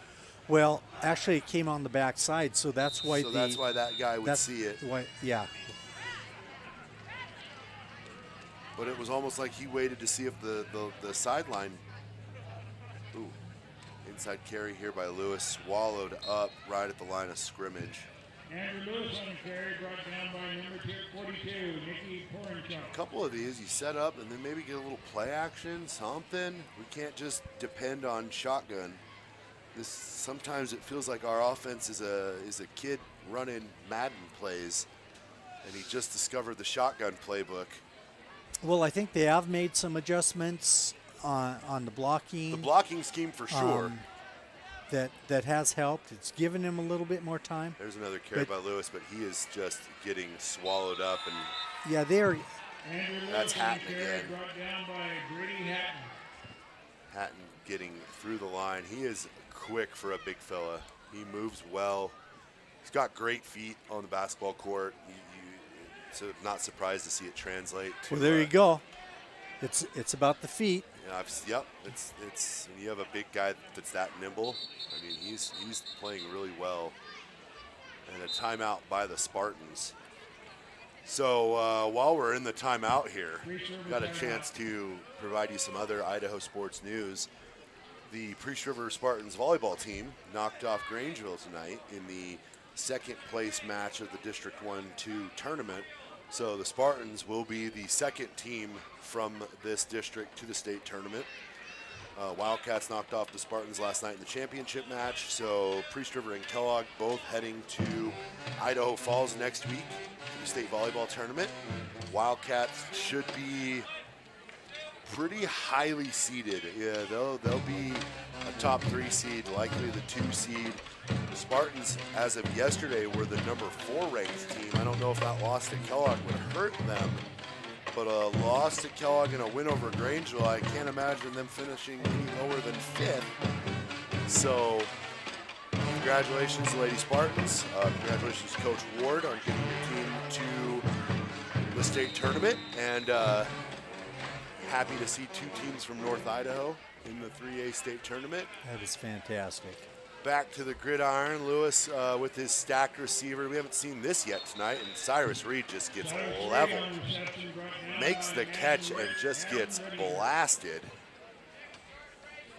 And the clock should be running. Yes, it should. There it is. Got it going. So we got 4th down. Wildcats struggling to get the call in right now. See if the Wildcats, they're going to go kind of this is a different look for them. Maybe it's for blocking, additional Too blocking. wide. Play clock's got to be ticking low here. Lewis going to fire deep over the top, has his man, and it's caught. That's Cyrus Reed. Touchdown. Oh, and he fumbled into the end zone.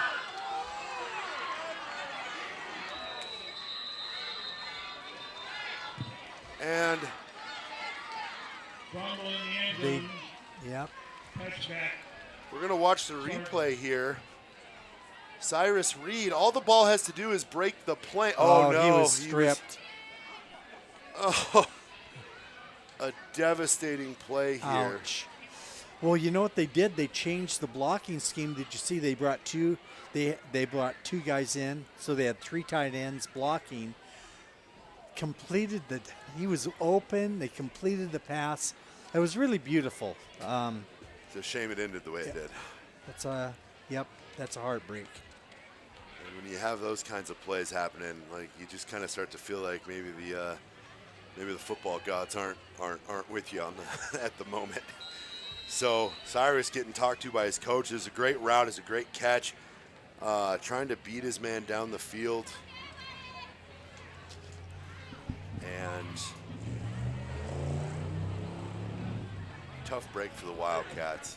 Had a chance to really cut into this deficit. Could have put them in a spot where, you get the ball back to start the second half. You could really turn this into a kind of a ball game here. Oh, Caprinko just sheds 2 tacklers. His yards after contact here in this ball game are just obscene. You start thinking of impressive statistics.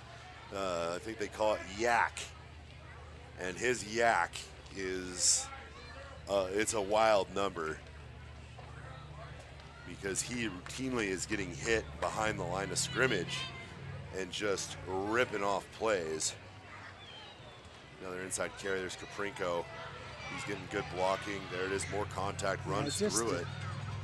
Just a good. He just reading the blocks. He's finding it. Jump cut. Spartans take another timeout here. Stop the clock. Minute 50 left in what may go down as history's longest half of football. It's been a long one. Hour and a half on the dot right now. Hour and a hizzy. And Wildcats find themselves down 34-7. Opportunities for the Wildcats have, it's shocking. You say opportunities for the Wildcats have been plentiful, actually. They've had the ball. They've gotten the stops. They've gotten the turnovers. Oh, unsportsmanlike conduct on the Wildcats. So we're going to move. You know what? Somebody must be talking because I saw nothing on the field. The amount of free yards given up by both teams in this game is just shocking. We're trying to get a... Look at this comment from Bug Turtis. I don't know, man. I can't tell you what's going on in St. Mary's. I think they do a radio only. That's KOFE. That's an AM radio station. We don't want to dog AM radio. That's where I got my start. So, he's got a lot to. He's got to narrate everything that's going on. He can't just show you video. So maybe he doesn't have time to read them comments, Bug. But you could drop them. You keep dropping them. Let him know. Eventually he'll say something. Oh, a little screen pass there, and goes incomplete. 1st and 10, 2nd and 10 for the Spartans after the penalty at the timeout. It just, you go into these moments, and both teams have had it. You imagine you're Priest River and you've got the Wildcats in a spot where you feel really good, and you come out of the second quarter and suddenly your back's to the goal line. Wildcats 1st and goal from the 4. Inside carry, Caprinko has just space. Oh boy, there he goes. They're just that kid. Oh, he's quick. Yeah. He's brought down. Oh, a flag. And I don't know if we're gonna get I think they get a horse collar. No, he was low. I think he had. Oh, let's take a look. We got some replay here. So you're going to see Kaprinko bust out. He's up the sideline there. No, he's low. Yeah. He is low. What'd they call? I have no idea. Because he got hurt? I have no idea.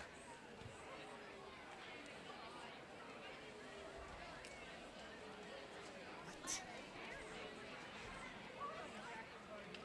Waiting for the call here. They're moving the sticks forward, though. Personal foul. Horse collar. That's what they called.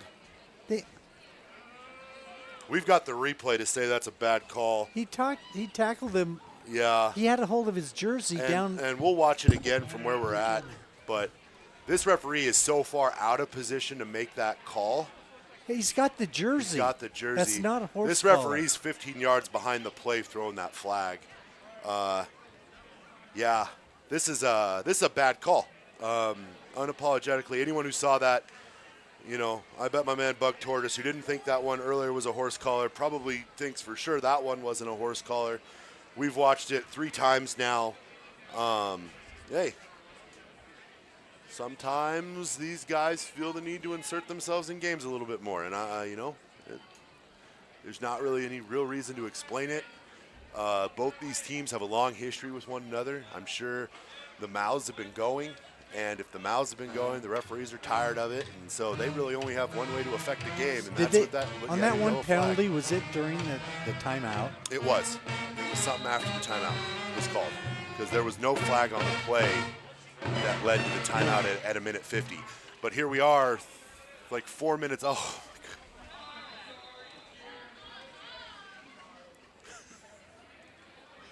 my God. Holding. Oh.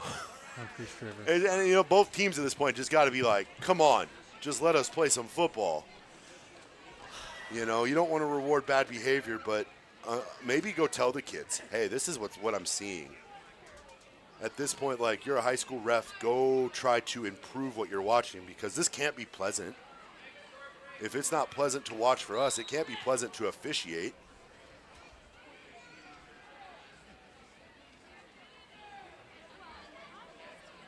Matthews in the shotgun, 1st and goal from the 17. He's going to throw deep, overthrows his man.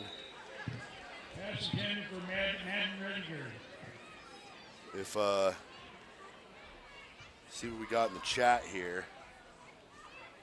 Yeah, Bug, you can go to the bathroom, man. You go ahead. You can see Bug. Bug says it's not a horse collar either. So we've had 2 of those tonight. That, you know, maybe the definition of horse collar has changed. Yeah. I don't think so, but, you know, I'm not a rules expert. I'm not Dean Blandino or Gene Sterator. Matthews drops back again. Just quick one over the top Good here to catch. And broken tackle, forced out of bounds. So it's going to bring up 3rd and goal now, I think, from the 4-yard line. That was a good catch by number 24. 24. Goins, who's been, you know, Goins, Fagert, and Kaprinko have really been the dominators here. Leach has had a few moments of brilliance as the receiver, but you can tell that this Priest River team really, really, really likes to run the ball. And why not? They've got some great blocking up front. They do. And some really talented running backs. Matthew's going to fire a little slant here, and it is caught for a score. And there's like 3 flags on the play. That's, you know, that's a, okay. Yeah, their blocking is really. They're calling, they're pointing. I mean, there are 3 flags on the ground right now. And I'm trying to come up with something positive to say about the play, and we're having to focus on what the penalties are. Yeah. But are they? It's been tough for Kellogg to get off of the blocks, that's for sure. I mean, when those guys get into the second level. Did we ever get a signal for a touchdown? No. All we got was, I didn't see it. I didn't see a I signal didn't see for a touchdown. All I right, just so saw flags. personal foul. Was it incomplete? No, it was caught. Personal foul on the Wildcats. So touchdown is good. Holy smokes.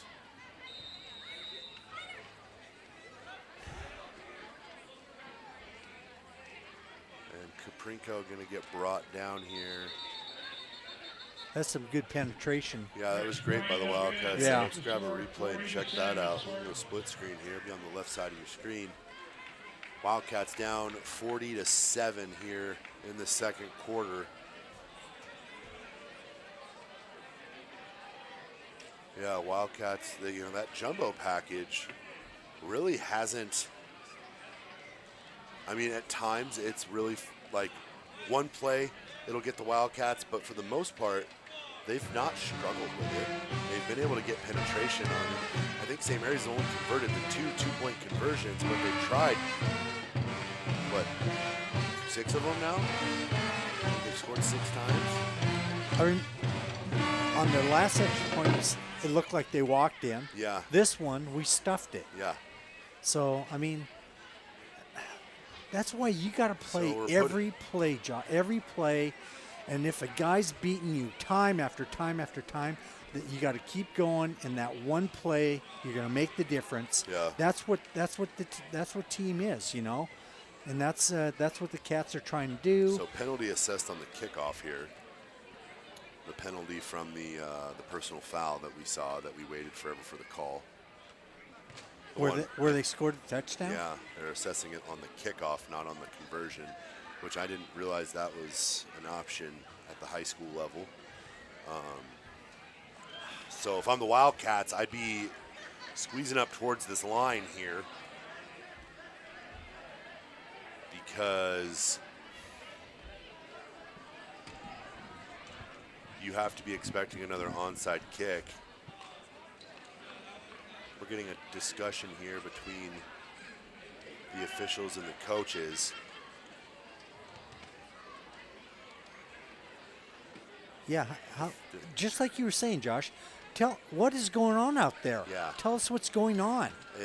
And just the look on the faces of the coaches, they're walking off. They don't seem to understand it. Tim Kimberly he just threw his hat. He's upset. Because I'll guarantee you it was some, I guess I can't say that on the air, but it wasn't a decent explanation of why they're throwing so many flags and so many personal fouls. What personal foul is it? How out of control have you let this game get that you're throwing a personal foul or an unsportsmanlike conduct penalty every 4th play? And that's going to be kicked into the end zone. And that's the referee's job. The referee's job it's to maintain order, and I don't feel like that's been the case here in this game, and it's really very frustrating because what you, the viewing audience, is seeing is it's an unpleasant game to watch for certain. The Spartans have found their offensive rhythm. That running attack is incredible. Like, hats off to the Spartans' ability to run the football, and I think anyone that they play in the upcoming playoffs is probably going to find them. And is that caught there by Drayden Taylor? What a nice grab there by Drayden. Grab a replay. We'll do a picture-in-picture here. Maybe.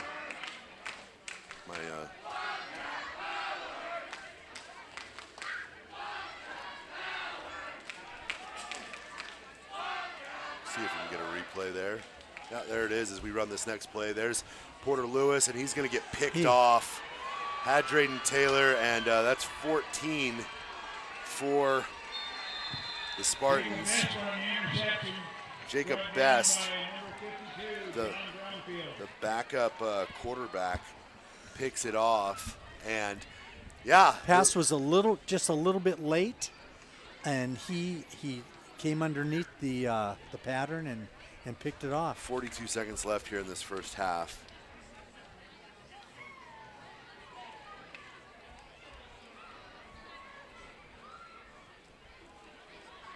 Holy cow.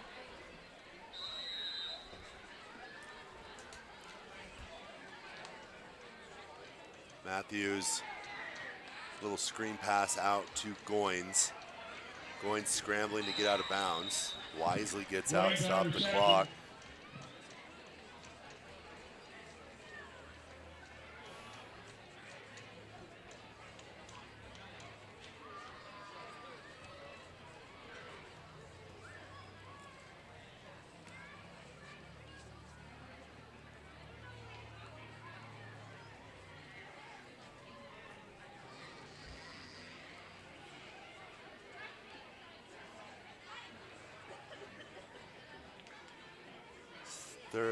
Second and 4 here for the Spartans.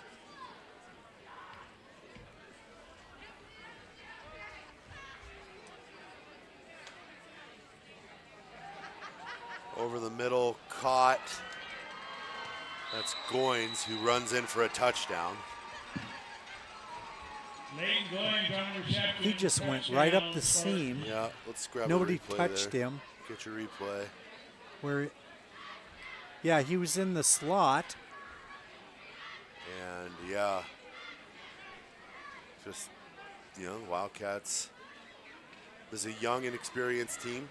A lot of guys playing in spots where they really haven't had a ton of live reps. We've got seniors who are inexperienced. And this time, Goins is going to keep it go outside and in for 2. And it's a 48-7 ball game.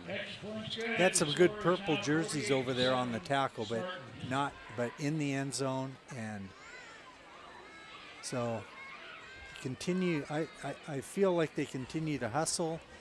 There's some forcing of passes. Yeah. The positive thing is that I'm seeing some good offensive calls, but I also feel like Porter is forcing the ball, and yeah, he doesn't have a lot of time. He has enough time, but not a lot of time.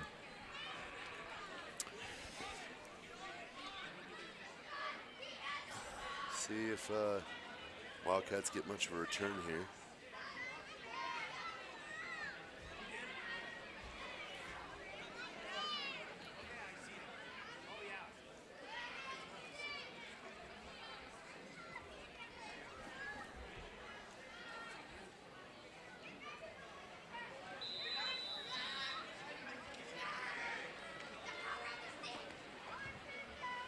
Knocked down to 15-yard line.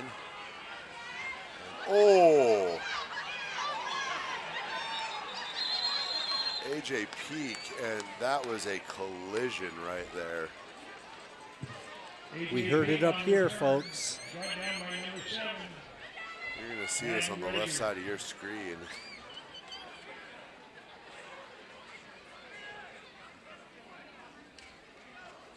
What a smack.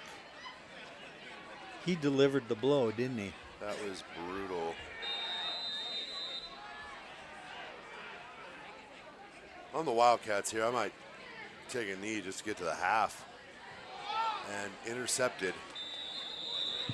Intercepted by number 33, Nate Figert.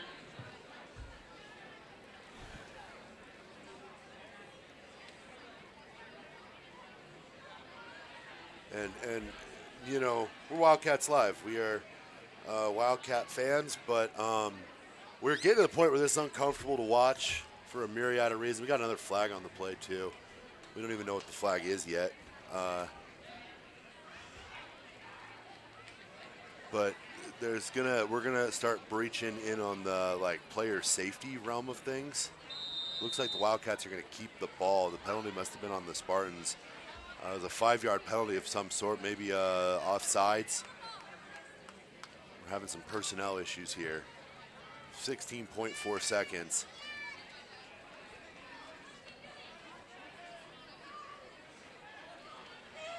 Lewis gonna drop back. Drayden Taylor can't get to it. Overthrown by Porter.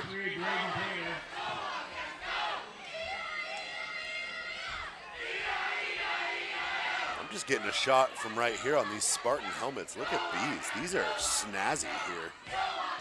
Black with the metallic orange trim.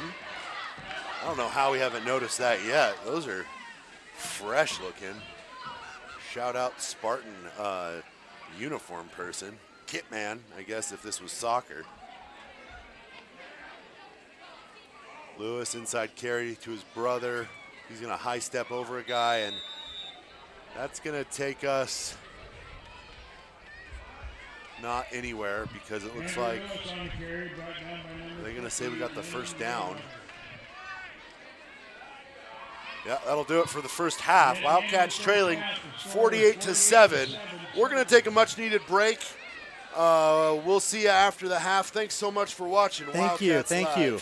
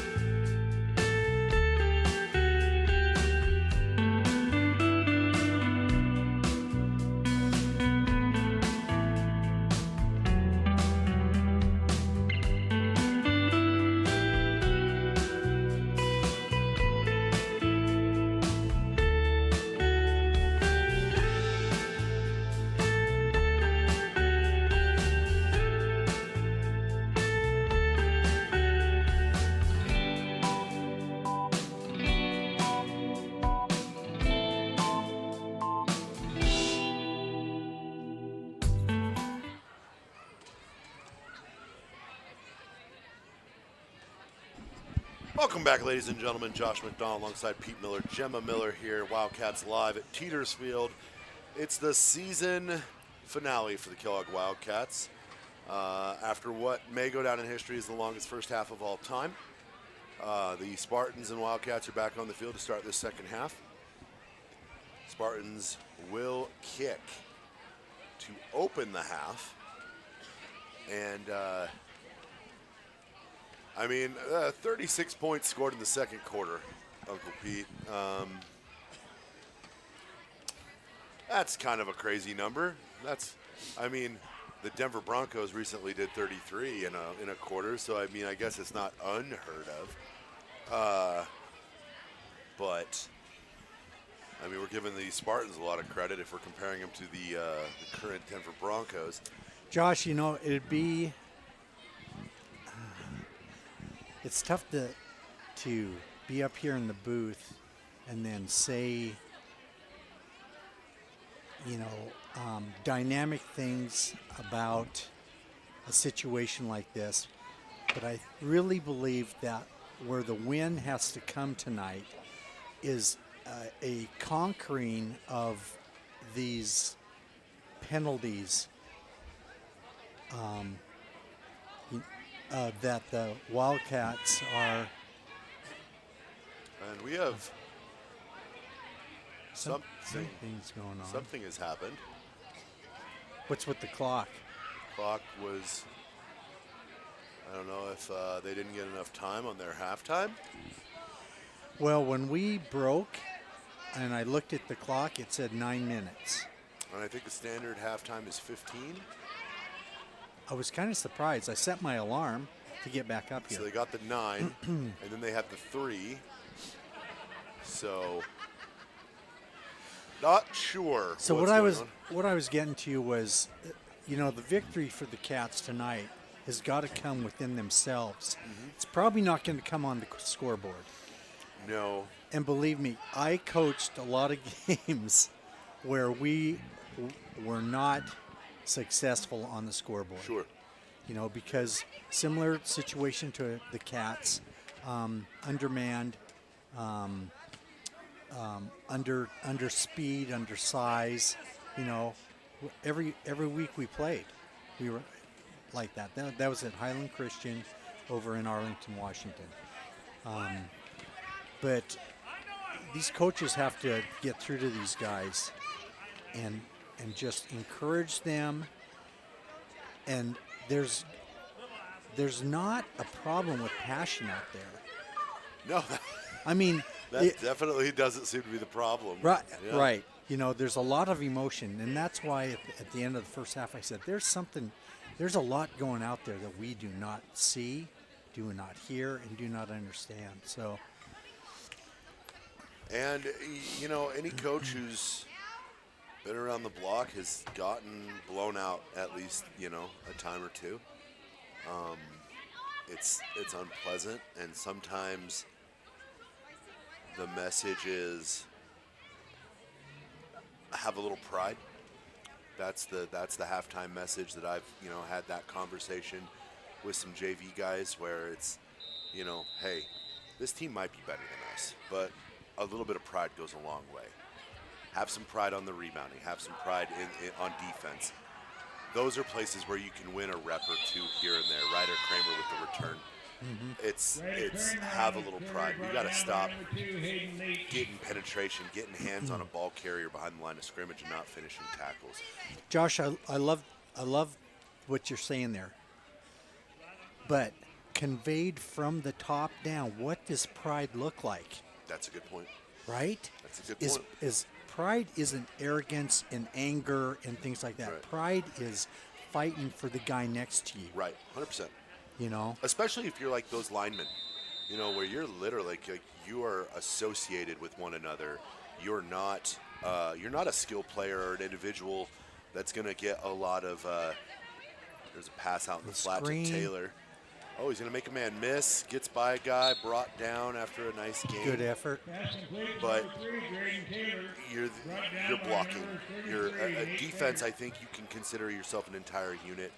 But like your offensive line, these guys all need to. Nice zoom, Gemma. go to war with one another. Good job. And be like, have each other's back, be tough, maybe make try to make some sort of deal with yourselves. We're gonna give Porter a few extra seconds here and there.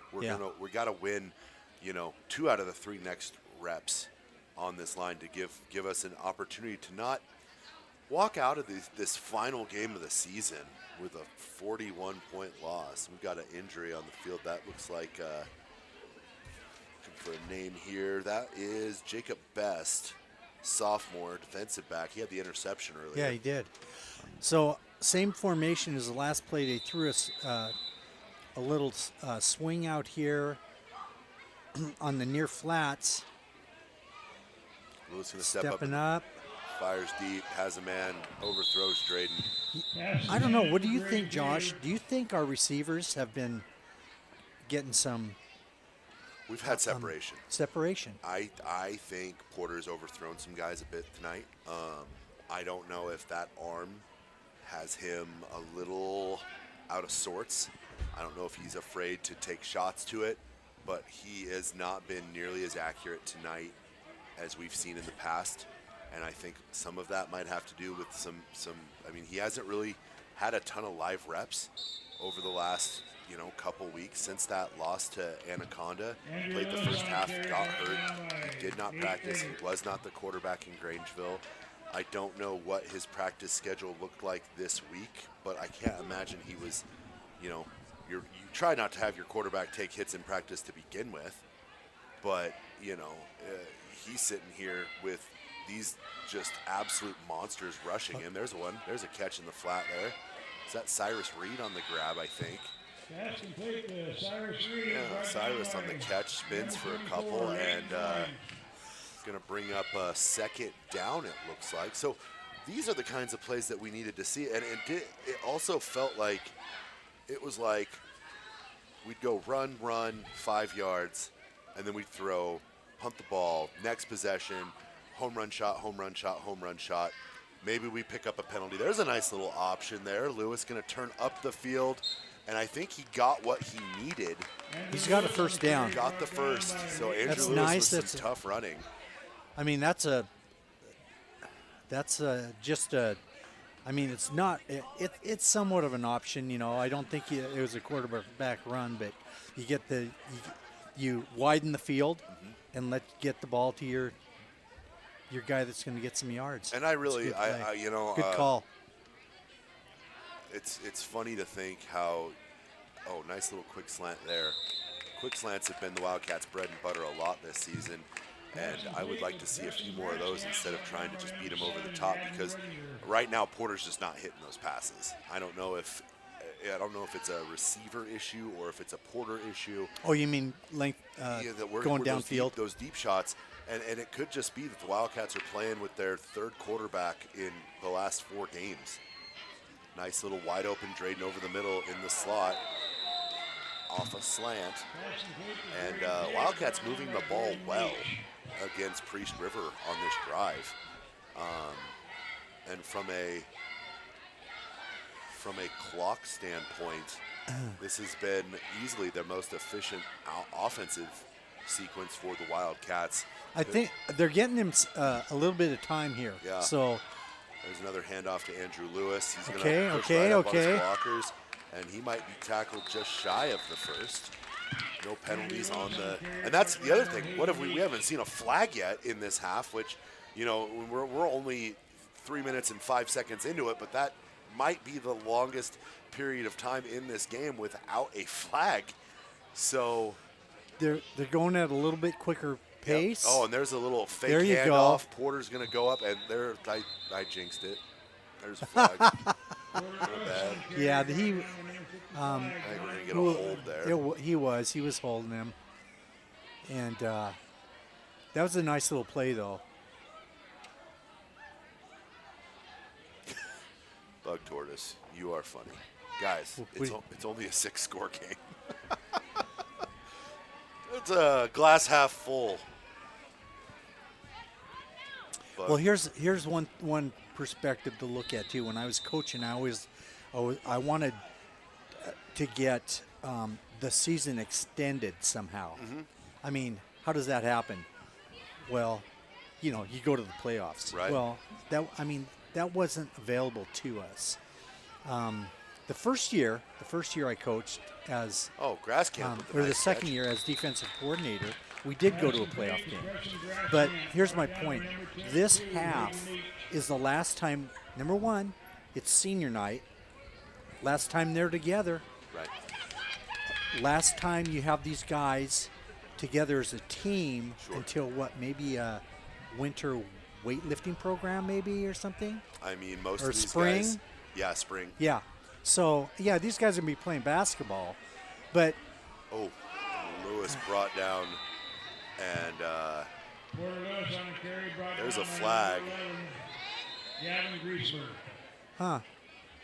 so, We're getting a "What is wrong with you?" scream out of the crowd. I'm not even entirely sure. well, Lewis I got don't, that is kinda- not a penalty. The guy I don't think it was a flung penalty. him down. Yeah, the but penalty happened. it's just a tackle. The penalty's going to happen right here when 42 does whatever he does. Okay. Yep. Good call. Lewis up, but I can tell you as one of Porter's basketball coaches, every time I see him take a shot like that, whether it's like spun around, smacked, I just hold my breath. He's tough. He's a tough kid.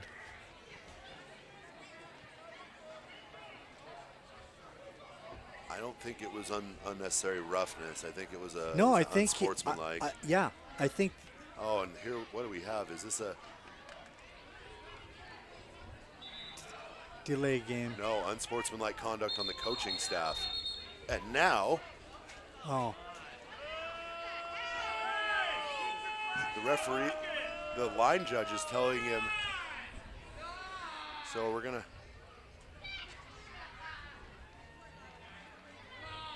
He's gonna wave off the flag.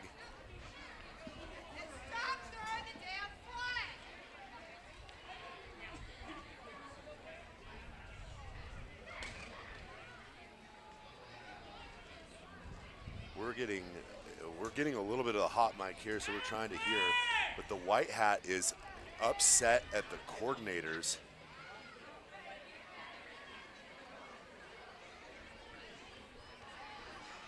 The white hat has lost entire control of this, to the point where the line judge came over to tell the official, the white hat, that the coach is allowed to be hollering at his guys, and that's what was going on. So then as Coach Kimberling follows him out there, he tells Kimberling to stay off the field.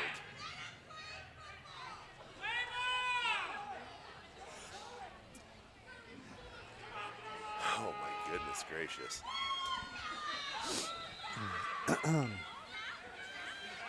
So 2nd and 6 now for, or it Okay. should be first, I thought it should be 1st and 10. Fade ball here, looking for Cyrus Reed. yeah, he's going for 6, but he I think a shorter pattern Because that was would have. we would got I'm sorry to cut you off there. No, no. Did we pick up a unsportsmanlike conduct penalty that moved us forward, and then they called the one that they waved off? I feel like our down and distance marker is wrong. We've got 2nd and 10 on the board and 3rd and 6 here. And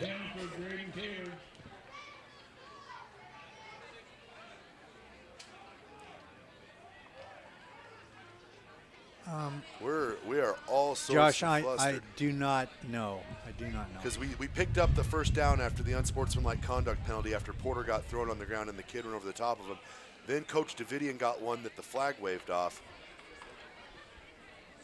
Lewis on the fake handoff rolls out, hits Scribner, and Scribner gets whacked right as the ball gets to him. And we're getting a turnover on down, so it looks like they're going to say that the yard marker, the chains were wrong. So so it was 4th. it was 4th, but it should have been 1st and 10 following the unsportsmanlike conduct penalty. And then they On waved 41. on 41, and then they waved off they didn't run a play. and then they threw one that got waved off on Coach Davidian, but it never got reset. So, you know, when you've thrown his strip there. Oh, let's get a replay there. Andrew Lewis with the great strip play. Yeah, that guy got. You're gonna see that guy was off to the races if he didn't strip him. You're gonna see Kaprinko bust through the hole here, and I believe that's Andrew Lewis who reaches through. I'm pretty sure it's Andrew Lewis. See, that guy is blocking two guys. Rips through and strips him out the back end. A little pass into the flat here. And I don't know if we're going to get illegal hands to the face. No, I think that penalty was earlier, like on number 1, not 24. Okay. 24 there, Leighton Goins, who's had an excellent game tonight. He's sophomore. So this kid's going to be an absolute problem for a while. We're getting a hold there on the Spartans. But Goins is absolutely fabulous. He is, for a sophomore. Yeah. You know, you have the change of pace backs between the junior Kaprinko and the sophomore Goins with a little mixture of the junior Nate Fager in there. This is a team that is absolutely built to be a problem. Here's Kaprinko on the carry. He's pursued there and looking to see, I think that was AJ Peak on the tackle. No, Andrew Lewis on the tackle. Lewis with the pursuit and the tackle bring up 3rd and 4 here. And this, like, you know, Priest River still has their guys in the game. And the Wildcats, you know, they have that turnover on downs, but they were moving the ball pretty well until whatever happened, the meeting of the minds here at the sideline between the official and the coach. There's another good swarm break on the ball by the Wildcats. Yeah. This is the toughest I felt they've looked on defense all night. Well, they had some good stands. Yeah. Down here, but you know, that's what I was talking about. Can these guys come out of the locker room with what their coaches give them and play a second half and forget about the first half? Let's flush it. Let's go win the second half. And a good rhythm on that first drive, right? Until whatever it was that stalled it. Spartans in a punt and the kind of an end over end. Drayden Taylor's just going to let it bounce safely. It's going to stop right at the 50. Don't do that. What is 2 doing? What just happened? That what 2 was trying to do was Holden make Leach. Taylor grab him Leach. so he would touch the ball so he could recover it. Oh, my goodness. That's kooky. Drayden faked like he I've was gonna never grab seen it. that. And then 2. We might have been late on the replay there, but I don't know what you call that. That's not normal. That's Hayden Leach. I believe that's the younger brother of, I would assume Braden and Hayden Leach are related. But certainly interesting. The spiciness of this game is not something that to be ignored. Drayden Taylor, I think they're going to call that incomplete. I don't know. Make sure that wasn't behind the line of scrimmage there. See, Porter's going to take this. Well, I think it was, but it was still a forward pass. Let's take a look. Forward pass. Oh yeah. Ooh. I don't know. I don't want to watch that again. I don't want to watch that again. Okay, we're done. It felt weird when I saw it, but look at this. Good lead block up in the hole. This is a fall breeze coming in right there, ladies and gentlemen. We're gonna mute that crowd mic so that you guys don't have to hear the wind hitting it. There is leaves a flying right now, and a tent's gone. Oh. It's tornado weather, ladies and gentlemen. But Bug Tortoise says we want the hot mic. There's tents flying. There's leaves all over the place.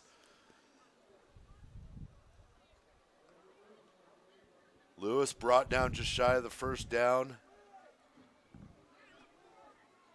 That wind is whipping right now. This feels like a tornado. The tent's over there. We've got people struggling. There's balloons. It's a fracas. Lewis going to run in the face of the wind. I think he's going to get the first down. You know, talk about yards after contact. My goodness. I mean, if you're a Kellogg back, you got to live with that. He got hit a yard behind the line of scrimmage, and he gained 2 yards. We had an official lose his hat. We got players chasing hats. The tent's over there on the Priest River sideline. Oh, this is the most fun we've had all night, Pete. More wind. Oh, great hole, great run by Lewis. Nice quick pop up the middle.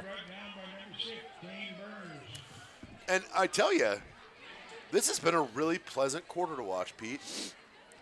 This has felt so much better than what we had to. Just the whole rhythm of it, you know. I think, I don't know. They had a short halftime, right? Well, no, I think it ended up being the right amount of time. There's Taylor on the quick catch there, but they went 9 minutes, then 3 minutes, then 3 minutes. So I think it ended up being 15 total. This is kind of a kooky night, but I'll tell you, it's the last game of the season.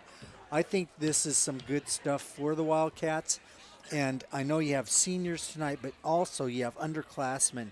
You have a lot of underclassmen that can get some reps tonight that will make a difference next year. Ooh, Andrew Lewis on the keeper. Rumbles, another quick stumbles, opener there. First down. In other Silver Valley news, Wallace gonna punch their ticket to the postseason with an 80-0 win over Lakeside. Ooh. Hey, 48-7 doesn't feel that bad anymore, Pete. Oh. Is that peak? Oh, boy.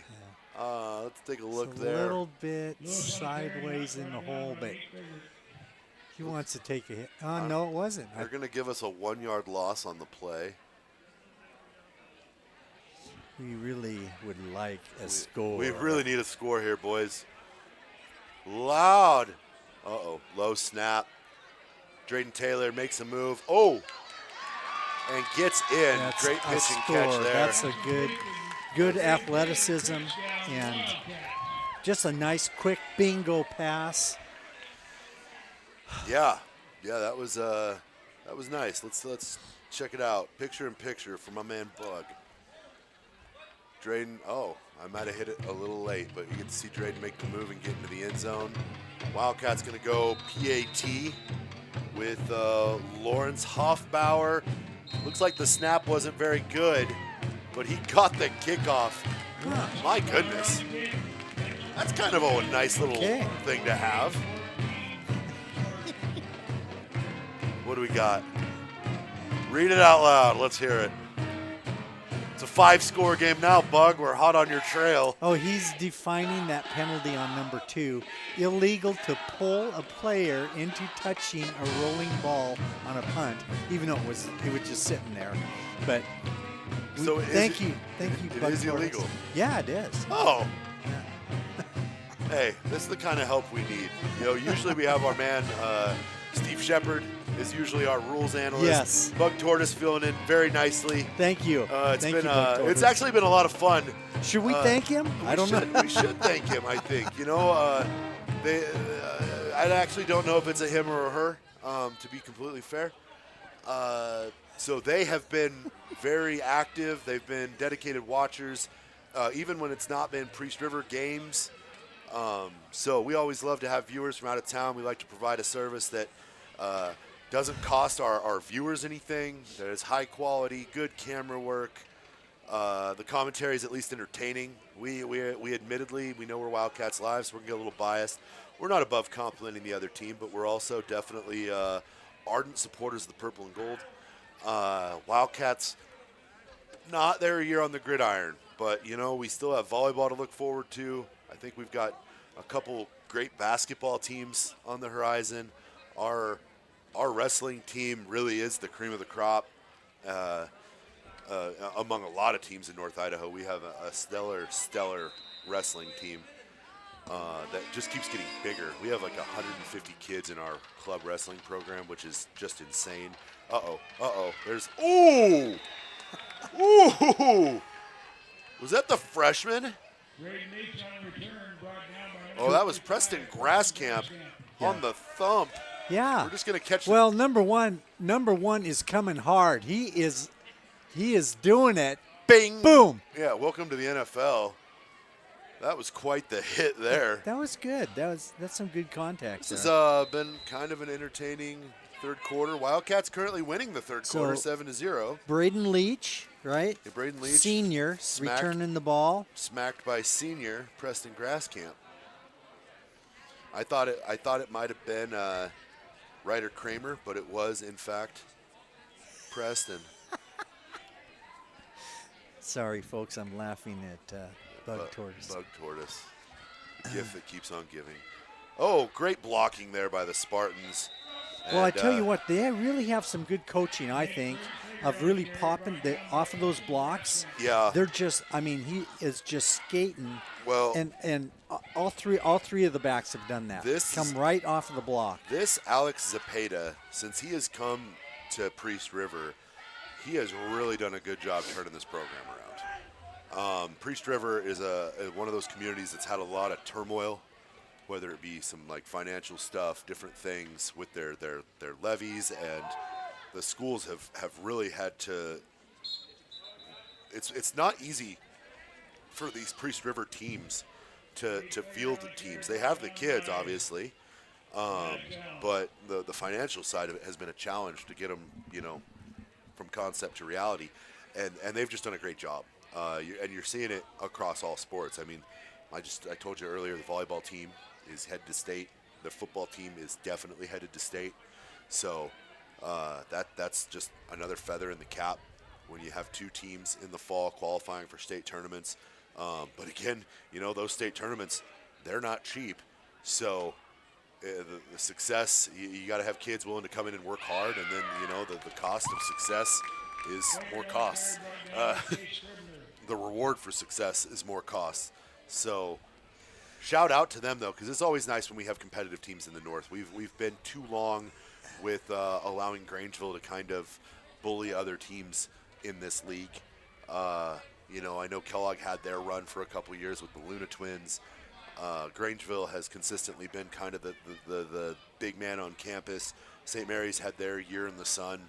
But Priest River, like we said, has a false start there on the number 2.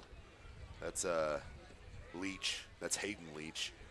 Priest River hasn't had their time in the sun as league champs on the football field since '57. So 68 years is a long time. 68 years is a long. And I don't want to, because I know you aged yourself, but 68 years is a long time between football championships. And it's definitely cool to see a team rebuild the way that they have.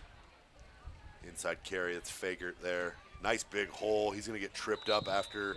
He's going to pass the original line of scrimmage and I think get probably 6 on the carry in total. So now it's going to be 3rd and 7 for the Spartans. And that's going to take us to the fourth quarter. So we're going to take a little break. We're going to be back with fourth quarter action. Thank you so much for watching Wildcats Live. We'll be right back.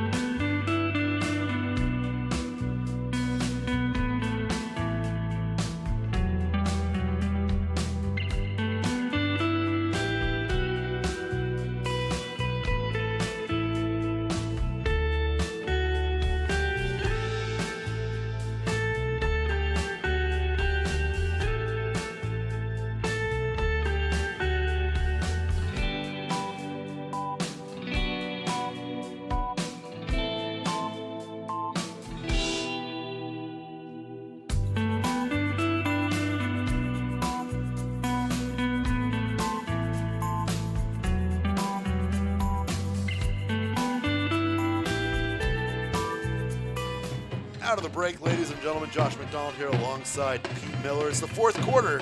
This is Wildcats Live. Figured on the carry on third down. Gonna get, looks like 3 more, 4 more. It's gonna be 4th and 2 here for the Spartans. Wildcats outscored the Spartans in that third quarter 7-0. Kind of a unique scoring situation. Wildcats winning the second half. Almost got him. Felt like there was some movement up front on the Spartans. They didn't get him on the hard count. Matthews audibling. And penetration by the Wildcats. They're going to force a turnover on downs. So great. Yeah, do that again. Great series there. Yeah, we'll hit the replay. Watch it in full here. Chase Scribner on the tackle. 7 in the box and actually 10 in the box. So Lewis gets contained, forces him back inside, and Scribner finishes him off. And Scribner, our leading tackler for the season, you know, nice to see him kind of put a stamp on this. And there is Preston Grasscamp on a little pitch and catch. Wildcats with some life here in this second half. Yeah, just a lot cleaner, isn't it, Josh? Just feels better. I think it's mental.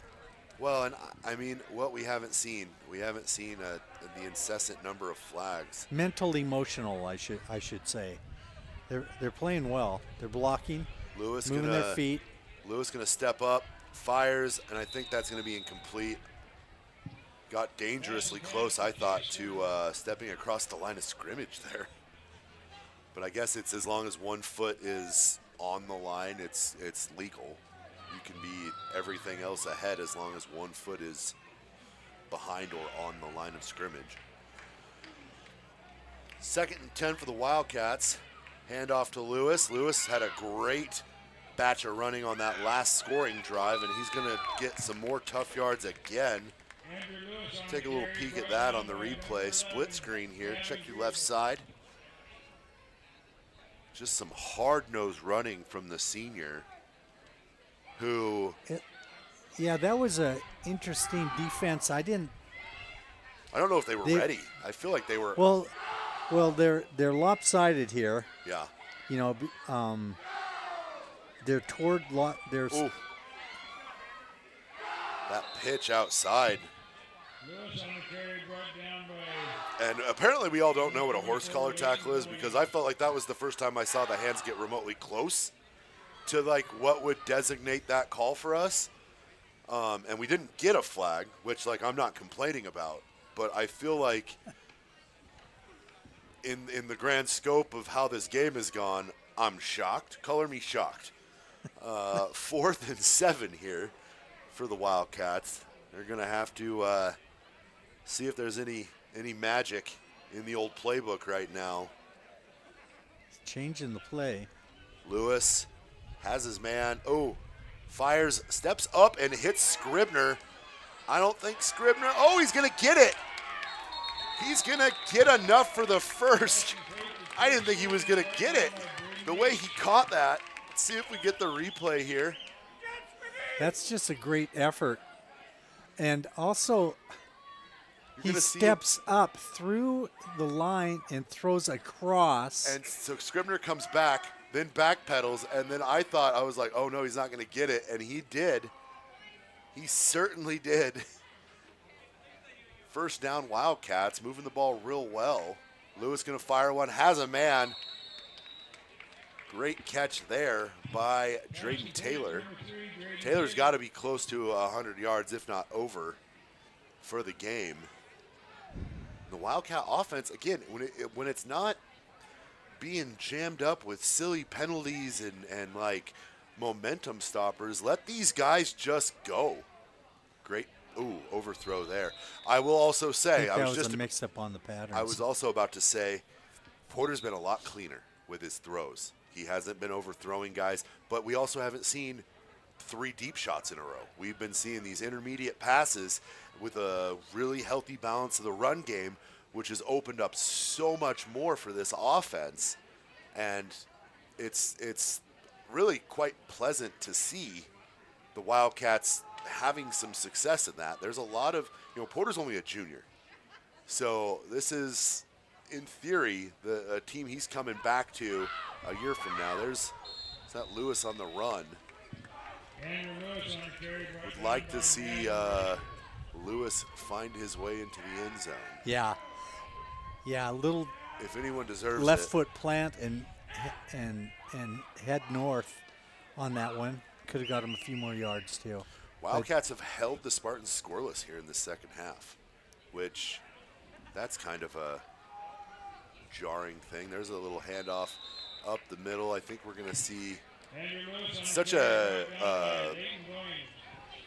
I don't know, like an optical illusion, because it feels like, he ran so much, but he really only got about 2 yards on that carry. Yeah.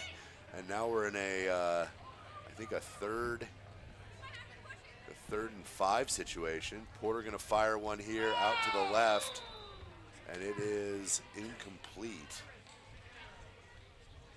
So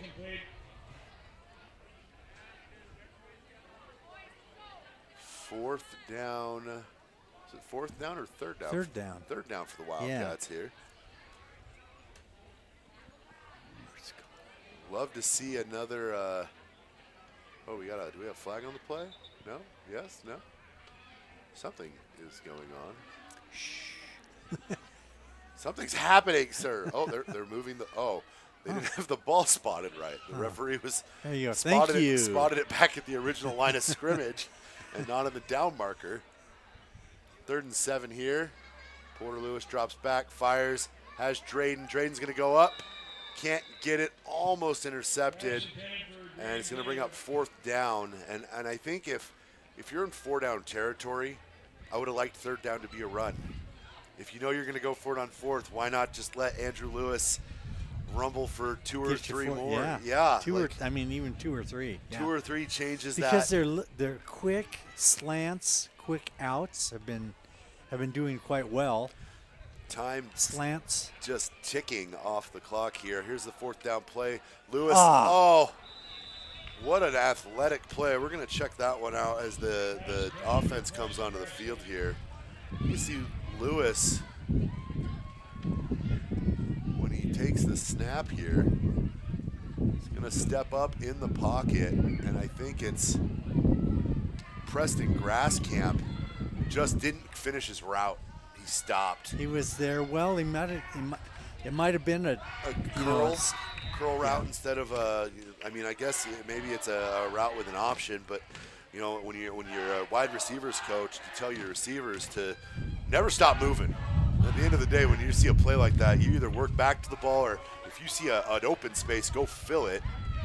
And incomplete there. Good defense by the Wildcats. Put some pressure on the quarterback. And do we have a new quarterback in the game? That's interesting. I don't know if I'd have to imagine that maybe Coach Zepeda has oh no, he still has Matthews on the field, so the senior signal caller still out there for the Spartans. They're gonna hand it off.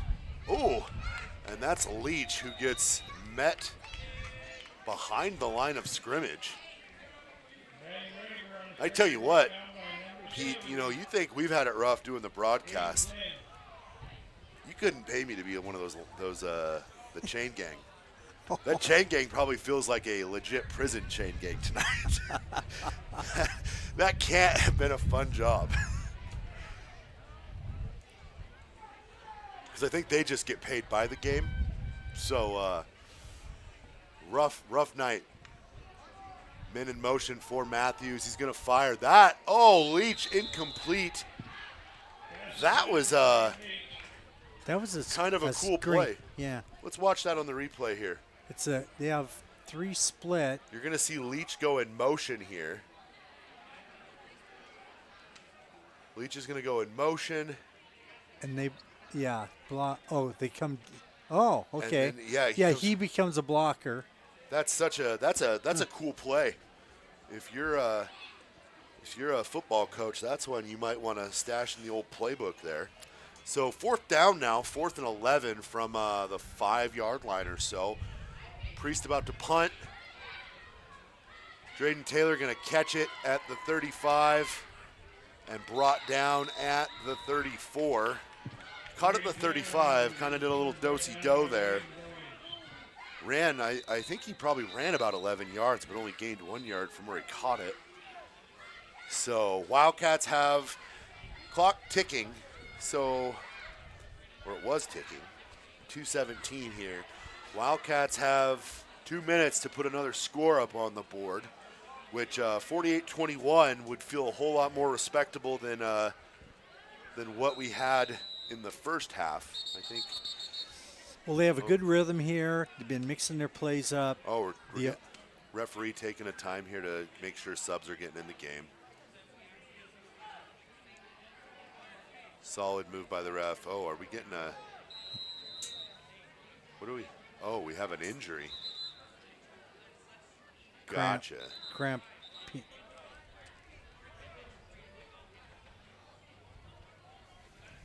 that is...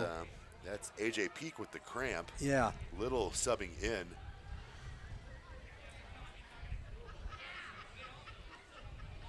Right now, if I'm Porter Lewis, I'm thinking maybe we should run to the left.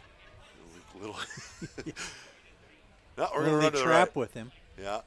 Well, didn't trap. They tried to. They thought about it. They tried stretch blocking down the line, Sometimes you don't catch anything in your trap, Pete, and that's what seemed to have happened there. I would like to see them, like that little pitch that they like to run. I would like to see them use Luke Little on that pitch. Because if you can let him get out front, they've got Loudon White now in that spot. Lewis up the gut for about 8. Good hard running from the senior. How many yards do you think he has? I mean, he's in the first quarter, I thought he had probably 50, but they seem to get negated all the time. Like, I couldn't tell, but I think probably past the century mark at this point. He's ripped off. Oh, you think so? Yeah. I think so. Ooh. Looks like we're going to get a on the run there. We're going to lose some yards here, maybe. Maybe they're going to give him the original line of scrimmage. So, oh no, we're getting a first down. They said he got across before things got kind of weird. We've ticked under a minute now here in this ball game. Lewis gonna hand off to his brother again. Brother gonna get swallowed up in the backfield. Wildcats, I believe, only have to run one more play here if they want to.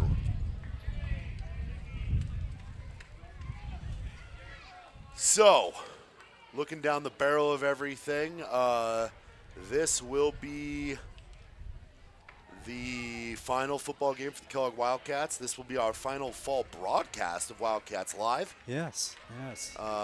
Porter Lewis going to take one more snap and can't connect with Chase Scribner, and the clock is going to tick down, and that is going to do it. Your Priest River Spartans are the 2025 Central Idaho League champions. After 68 long years, they have finally recaptured a league championship. Tough break for the Wildcats, not the way you wanted to end it, but on to winter sports now. Uncle Pete, my favorite time of the year. Well, I tell you, I really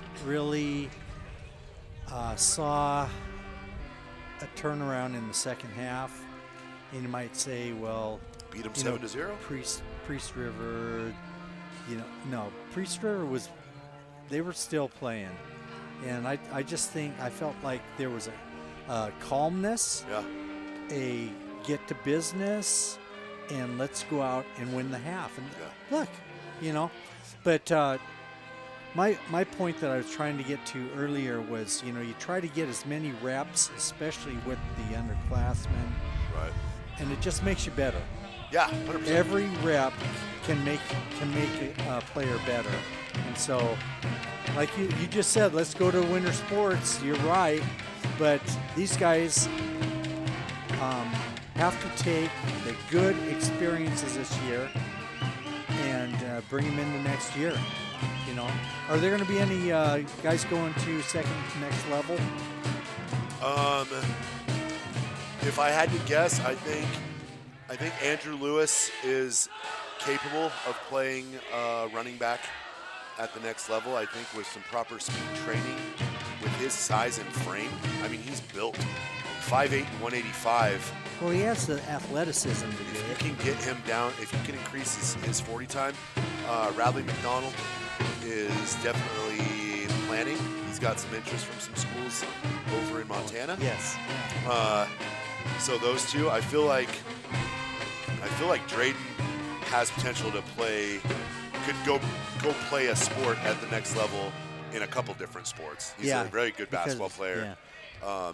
And we saw him this year in spots where, like down in distance, if he can work the sticks, he's a first down machine.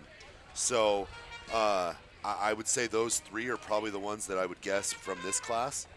But tough break for the Wildcats. There's a lot to be said about how they played this year. I think it's easy to think about all the stuff that went wrong. I mean, Cyrus Reed had his fumble into the end zone. That was another touchdown. Out of sight, out of mind. But like that would have changed this. If the Wildcats get that touchdown and then scored another touchdown to end this game, and the final score was 48-28. Thanks, Gemma. Yeah, shout out our amazing camera girl, Gemma Miller. She did such a great job. And it's been a tough year to watch. I think this team at full strength is a different football team. It's hard to watch the seniors, especially. Like I'm watching my own kid right now go and hug his senior teammates on the field, and it's just a bummer. He didn't get to be out there with him with the torn ACL, and they played really hard. Drayden, I thought. I know Drayden on like a much different level than a lot of people know him. I've known him literally since the day his parents adopted him, basically. And we've been craving leadership out of the kid, and I feel like we got it this year. He wasn't he looked like a good teammate on the sidelines. He played really hard. He did all the right things. He made big plays all year long. I mean, he caught 4 touchdowns in that overtime win over Timberlake, and they're hard catches. He's never making like wide open catches. He's always 2 toes on the ground trying to catch the ball on the sideline. So to see a kid like that have as good a year when he's consistently been he's been the wide receiver 2 on pretty much every team he's been on, and he got forced to be the 1, and I thought he did a spectacular job this year for the Wildcats. Porter, banged up. We've been so banged up all year, concussions and elbow injuries and different injuries. So it's been a tough year, but I think the Wildcats can rebound. I think they've got a lot of talent returning, but now it's basketball season, man. Yeah. And hats off to Priest River. They get to go to the playoffs, and second year in a row for them to go to the playoffs.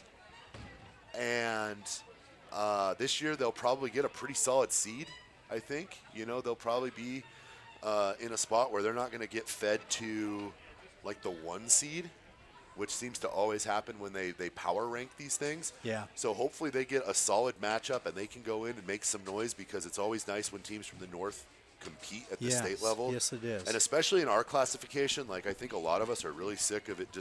It feels like Southeast Idaho dominates our classification, especially in the football realm. I would love to see a team from the north make a little bit of noise down there. Coeur d'Alene and Timberlake have done a really good job for us over the last few years, Sandpoint, Lakeland, but it would be nice to see at the lower levels, to see a Priest River, to see a Wallace, to see those schools go and really make some noise. So Yeah, hats off to the Spartans. Hats off to the Lady Spartans getting the volleyball state ticket. Shout out to our Wildcat girls, your District 1 champions. We love our football boys. It's been a pleasure calling their games and watching them. Yes, it has. Especially these seniors, and I'm fortunate enough I get to work with quite a few of them here in the coming weeks. So, for Pete Miller, I'm Josh McDonald. Thank you so much for watching Kellogg Wildcats Live. We appreciate you guys so much. We're going to be off the air until basketball and wrestling starts, but girls basketball tryouts are in a week and a half. They're going to go to volleyball state, come back, and the next day is basketball tryouts. No rest for the wicked, my man. Yeah.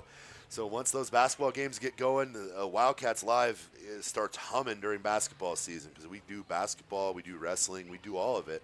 Thank you so much for watching Wildcats Live. Have a great night, and we'll see you later.